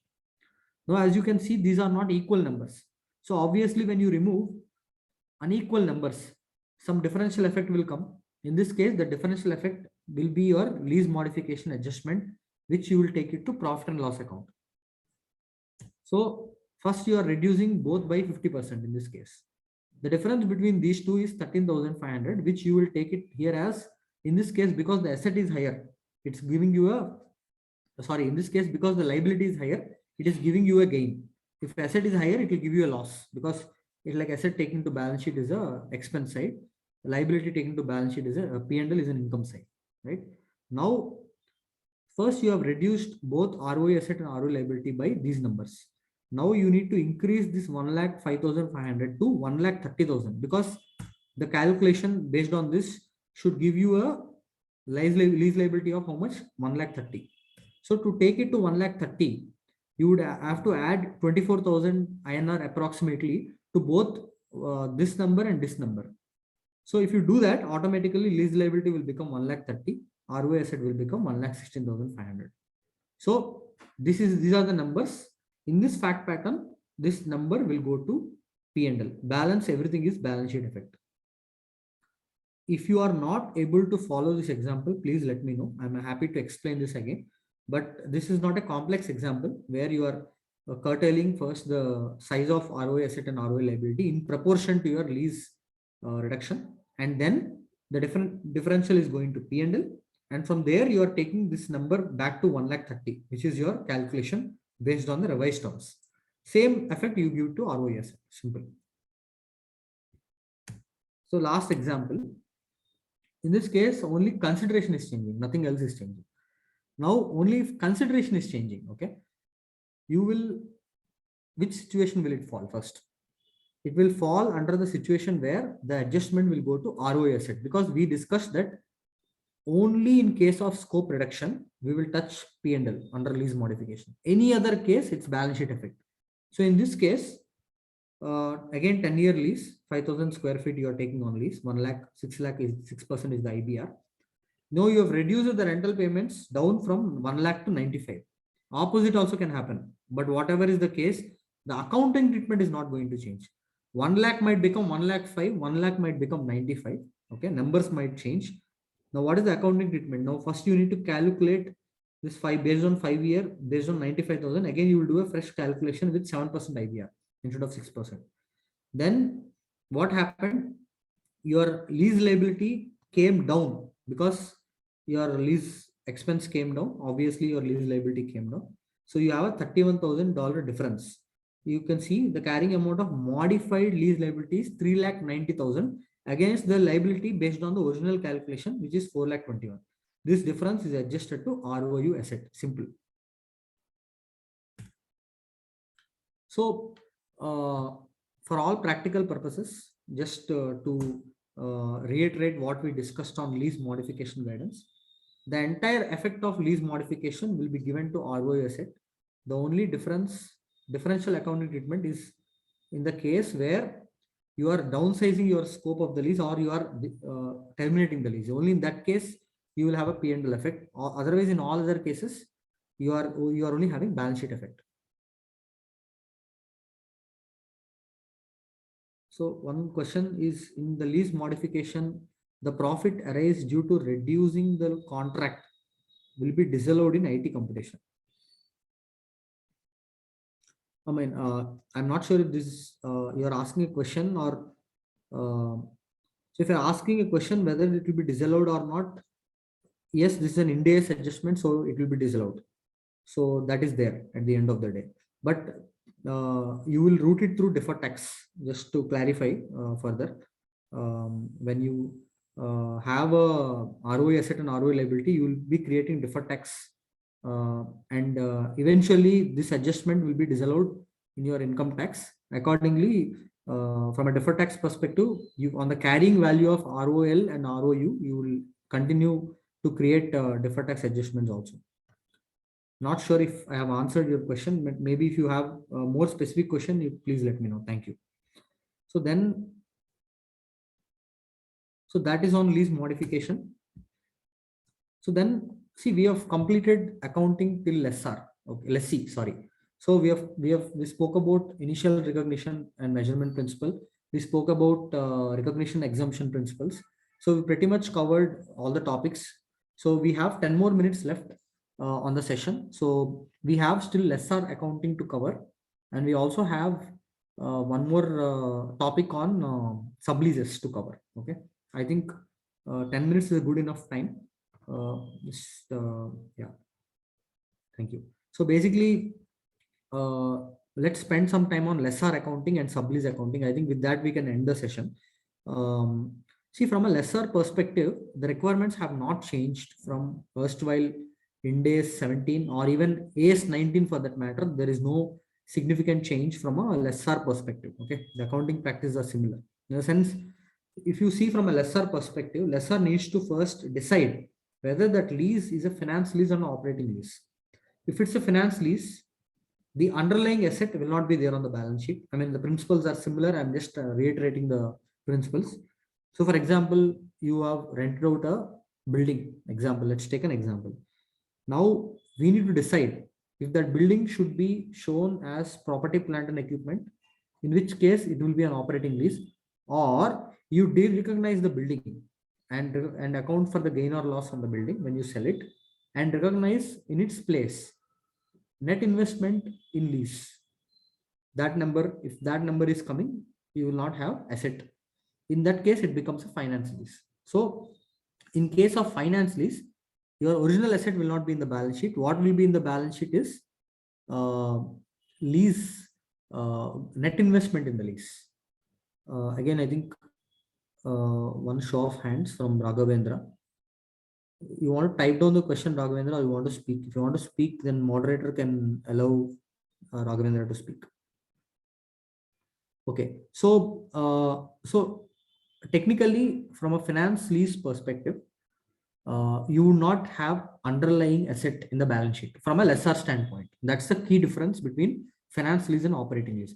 Now, how do I decide if it's a finance lease or an operating lease? Again, I repeat, the considerations have not changed under 116, but I'll repeat all the considerations for the benefit of everyone. Right now, what is most important under finance leases in substance? Okay, let's just discuss in substance.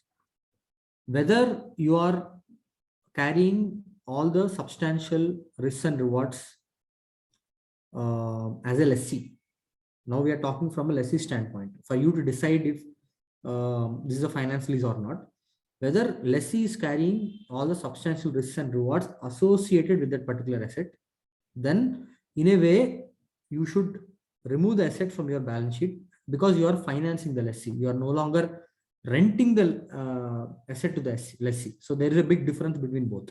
So now the standard has given some indicative instances. Okay, and these are indicative.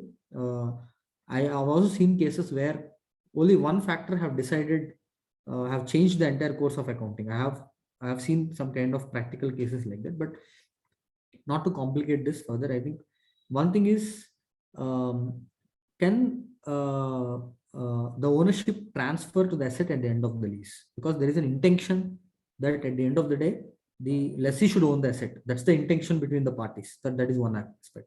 Second is presence of a purchase option. So if you are given an option to purchase the asset at a value which is substantially lower than the fair value, which means you have already factored most of the amounts that you need to pay in the form of lease payments. There is nothing left at the end of the asset for you to actually incur the cost. So you are only making some nominal payment and you're taking the asset back. That is the second aspect. These are the factors, mind you, to decide if this is a finance lease or not. Are you leasing the asset for a majority economic life? Now, this is very important. So imagine you are taking a car on lease, right? So typically a car, depending upon the way you use, usually 8 to 10 years is the maximum useful life of a car if you're a commercial user, right? Now, if I hire a car for about a period of 10 to 12 years, okay, the chances are that at the end of 10 to 12 years, the car might not be suitable for any other use. So maximum, if we take 15 years is the useful life of the car. And if you are, say, using most of the critical useful life years of that particular car, okay, so you are substantially actually using the asset for your own use. And you are already making lease payments for that entire tenure, okay. So then the standard says, boss, you are already using the asset as if it's your own asset. What is there for lessor to use the asset after you have used it so long, right? So then it becomes a finance lease. Then is the asset so specialized in nature that it is designed for the purpose of lessee? For example, if one of the lessor approached lessee and asked, can you construct one asset for me?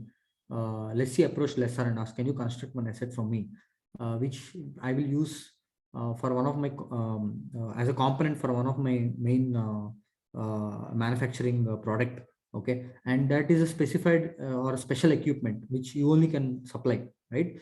And he construct the assets for me, and he is also helping me to generate that component from his own factory, okay, and he's giving the component to me at my directions, at my supervision, etc. My means lessee in this case. It's a so specialized nature, he can't even give that asset to any other player in the market. So in that fact pattern, considering the facts of the case, you might tend to go to a finance lease situation because you don't have money. You are say, for example, a final product manufacturer.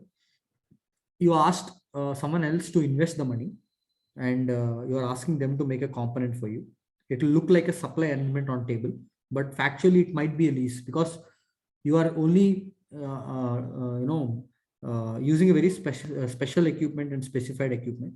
And in that fact pattern, you might have a situation where it's so specialized nature, he can't give it to anyone. And if we have other factors like majority of economic life, all that factors on table, then automatically it becomes a finance lease.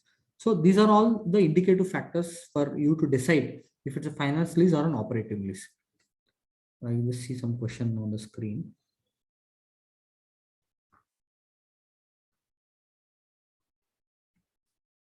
Okay, there is some question on the short-term lease. I'll take up this question after completing the finance lease considerations. Yeah.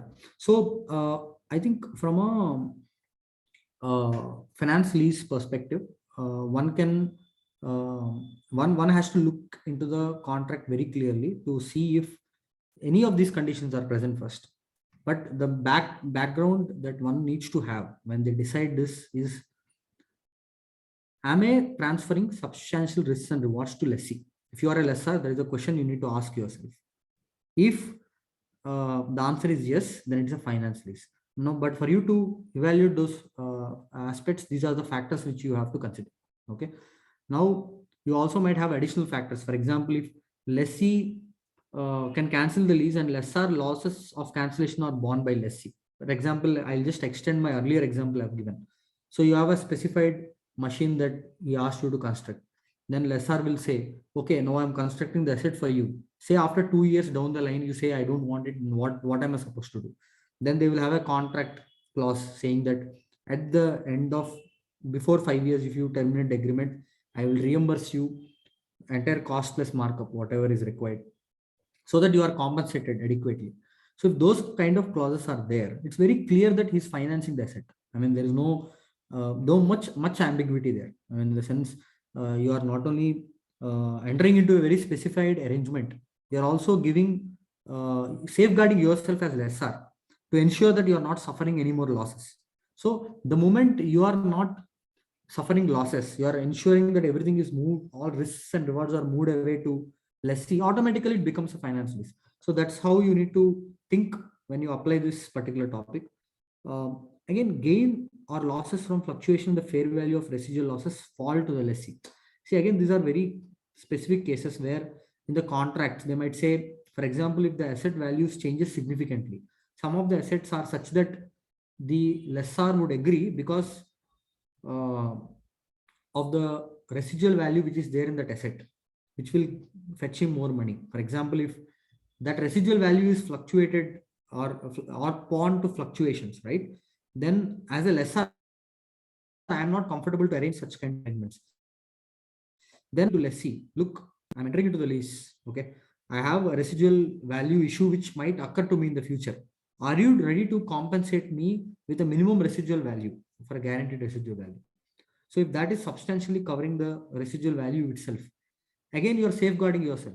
So wherever you have a lot of safeguards in play as a lessor, where you are not taking any risks, that is when you cannot even have the asset on the balance sheet, because you are only investing there. It's more a finance arrangement. It's basically like giving a loan rather than owning an asset. So which is very, very different, right? Then lessee has the ability to continue the lease for secondary period at substantially lower market rate. So I mean, again, see, these arrangements are very beautifully structured arrangements, to be honest. I mean, at the end of the day, if I already know that I'm going to take for the entire tenure, I would structure such that first lease payments are fully hefty, and the second lease payments are touch and go lease payments, not of very big values, which clearly indicates that I'm financing the asset as a lessor, and as a lessee, I'm only extending the term with a nominal value because I'm anyhow going to use that asset for myself. So these are some of the aspects which one needs to take into consideration when they look at the finance versus operating lease considerations. So again, see, from a financial statement position standpoint, I was explaining that you, in a finance lease situation, you should de-recognize the underlying asset, and you need to recognize the finance lease receivable, which is net investment in lease, right? And in the P&L, see, the moment you de-recognize the asset, there is no rental income for you. There is only finance income for you. So that's why the P&L will only have finance income, and the lease receivable will keep coming down as and when you get the interest income. So you will not have any rent. You will only have finance income because you have an IFRS 9 or INDAS 109 instrument now on your balance sheet. You don't have a INDAS 16 instrument, which is PP&D when you have an operating lease. So the difference between finance lease and operating lease is, if you are coming down to a finance lease path, the balance sheet asset that you have is under INDAS 109. It's no longer under INDAS 16. Whereas under operating lease, it's under INDAS 16. That's a very simple way to understand. And in case of operating lease, needless to say, you will not have finance income. You will have proper rental income, basically. And you will have depreciation cost associated with the underlying asset, right? So probably I'll just take the question at this stage on the short-term lease. So the question on short-term lease is short-term lease, that is 11 months as per the standard, is not required to apply standard. But however, if we had intention to renew, then application of the standard is required. If yes, whether any estimation is required for calculating the lease term. Okay, I don't know if I followed your question properly or not. I'm sorry for that.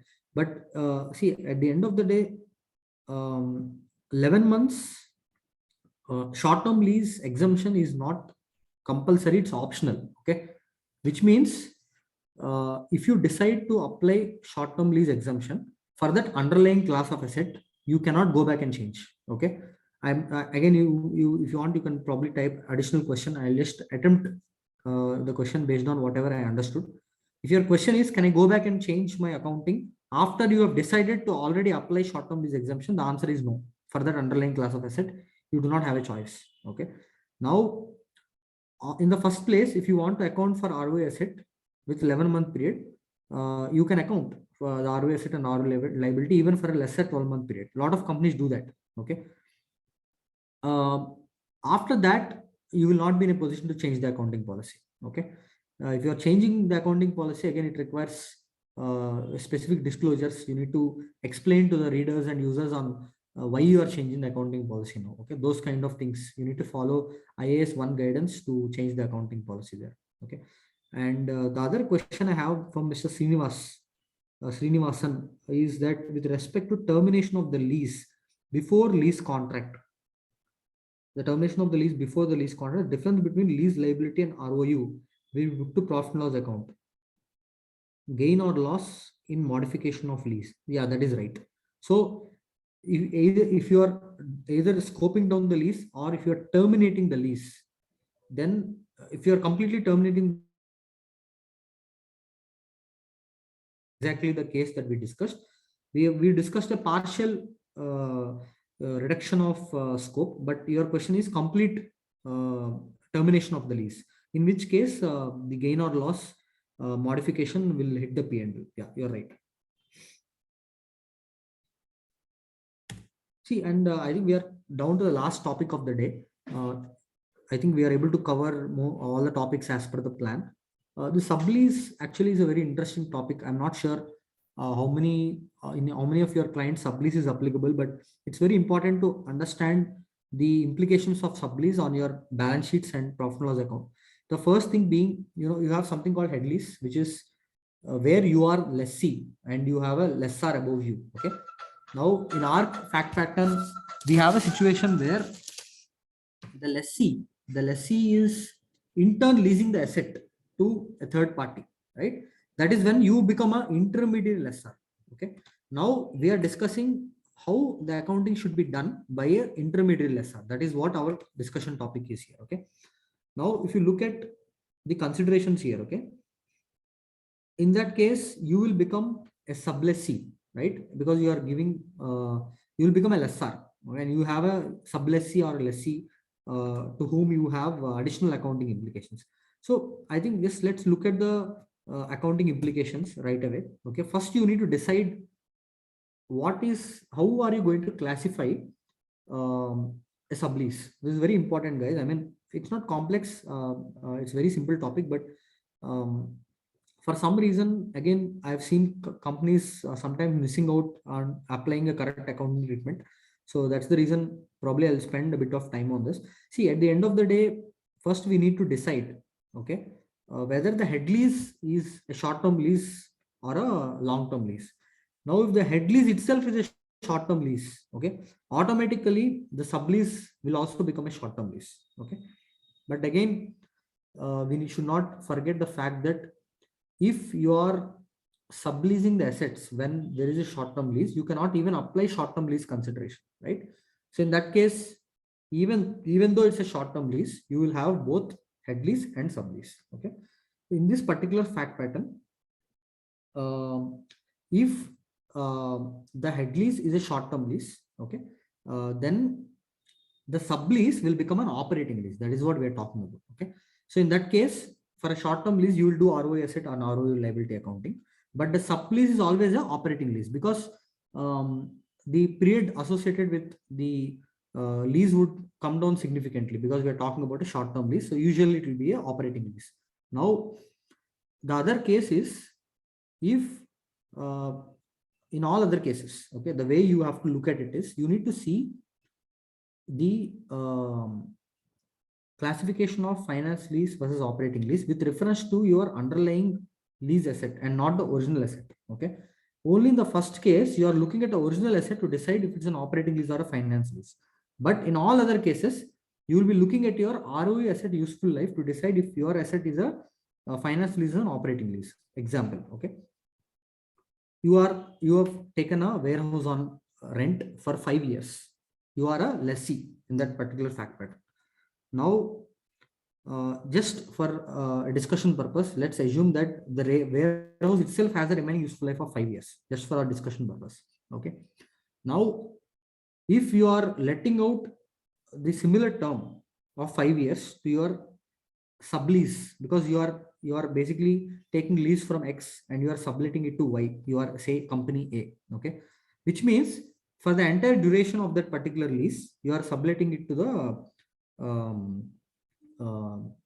your lessee in your case. Okay, in this case, this might become a finance lease, because substantial period of your original lease period is covered when you are subletting it. Even if that is 4.5 years, you might still evaluate that turning out to be a finance lease. On the other hand, let's take a different example. So same warehouse has a 15-year remaining useful life from a lessor standpoint. But when you are a lessee, you have only taken lease for say 10-year period.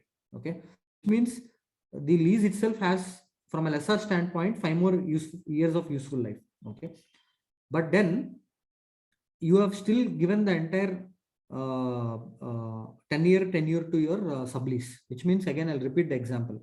15 years is the original useful life of that particular asset, for which 10-year tenure is what you have taken for your lessee accounting. Okay, so lessee accounting, you would have accounted an ROI asset and an ROI liability for that 10-year tenure, correct? Now we are looking at sublease accounting.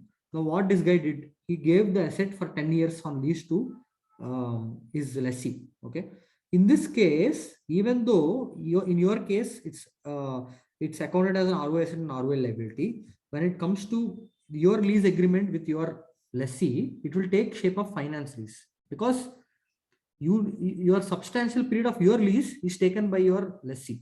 Same considerations that we discussed for a lessor for deciding whether it's a finance lease or operating lease, those principles we are applying here, which means you would have to account for a net investment in lease instead of ROU asset.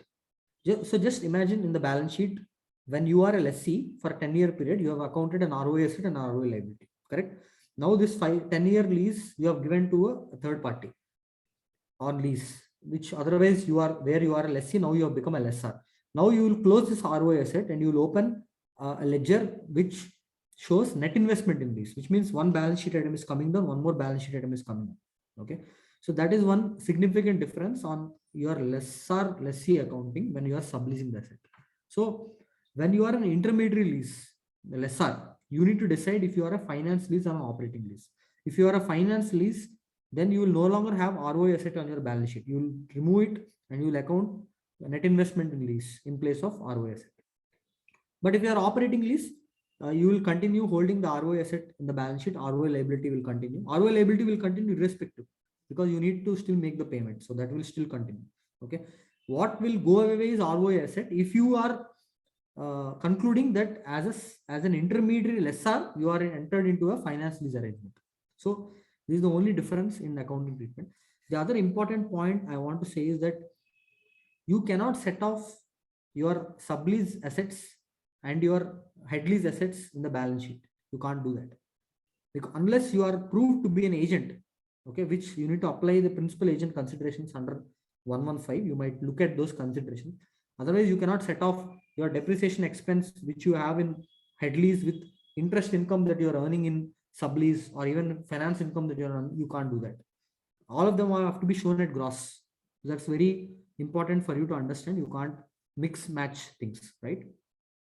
So with that we are close even to sublease accounting. I think I just have one more question. Let me just look at it. Okay, that's it. I think from a sublease perspective, we understood that there is a head lessor, okay, whom we are where we are lessee, and now we are the intermediate lessor where we are lessor, and there is a sublessee for us. Okay, what we learned is that when you are concluding that the head lessor itself is a short-term lease, then your intermediate lease also will be an operating lease, which means in your intermediate lease you will have ROI asset, ROI liability. and whatever lease income you get, you will account it in the P&L in the normal fashion. However, if you conclude that as an intermediate lessor, you are under a finance lease arrangement, you will derecognize the ROI asset and you will recognize gross investment in lease. This is what we discussed, and we discussed the presentation and disclosure requirements. So guys, this is from my side. We've covered all the topics as per the plan. I think you've been very patient and wonderful audience. Thanks a lot. And I think I'm open to 5 more minutes of your time. If you have any questions, you can feel free to put in the chat box. I'm happy to take any additional questions that you have. But I think we're largely done. Yeah. Is the questions in the Q&A panel taken up soon? Yeah, Q&A panel, I have taken up all the questions.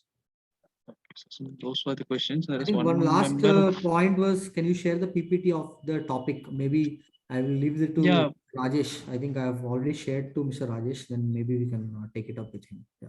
Sir, we will take it. We'll take it. Yeah, we'll share it. So then Rajesh, over to you, sir, for both of them. Raghavendra has raised his hands. He posted he any already raised it, and he posted a question for voice itself, sir. Oh, it was completed. Yeah.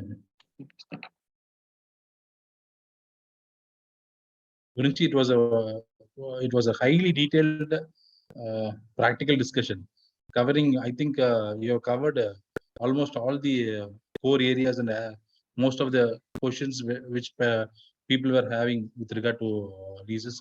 So thank you very much for a detailed discussion, and your presentation was well prepared, and it was very detailed.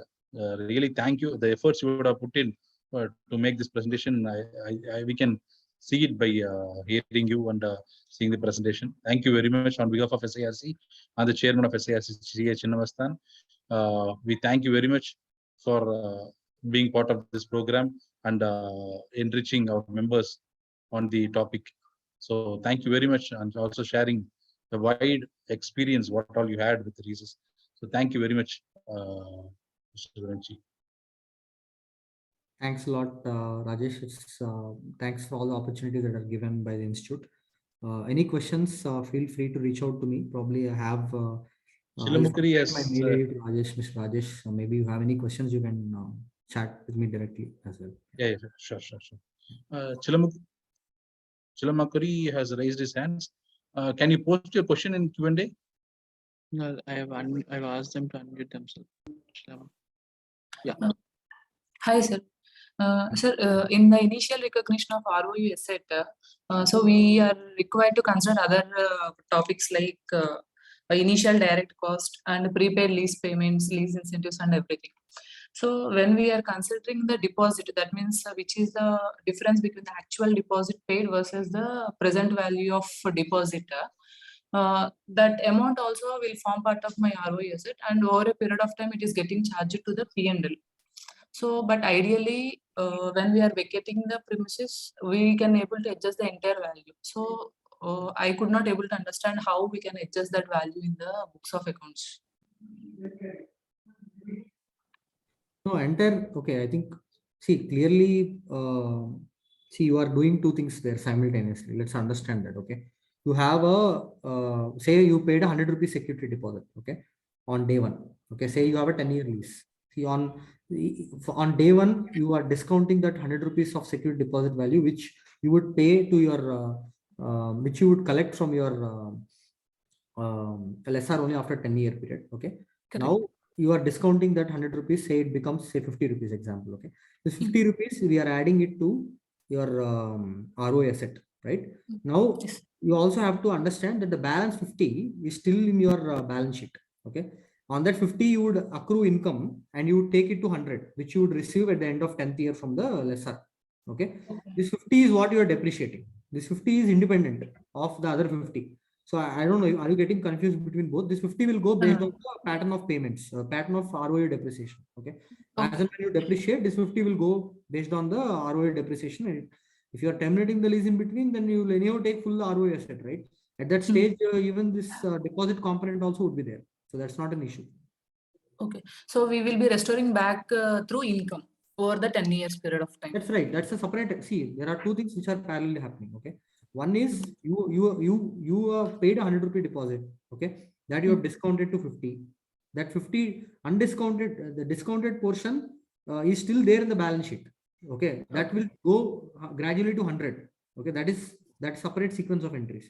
This 50 rupees, which is the value, which is the difference between the original deposit and the discounted portion. This 50 is what you are amortizing over the ROA asset term. So we should not confuse both. Both are separate transactions. Okay. Understood. Thank you, sir. Yeah, sure.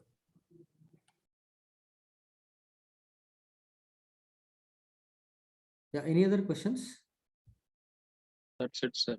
We have done with, sir. So we have posted that PDF in chat box. So those who want, they can download it, or else they can mail to sirccp@ica.in. They'll be reverted with the PDF version of the PPT. So we'll wind up the session, sir. Yeah. There are no more questions. Thank you so much for your time, sir. Yeah. Thank you.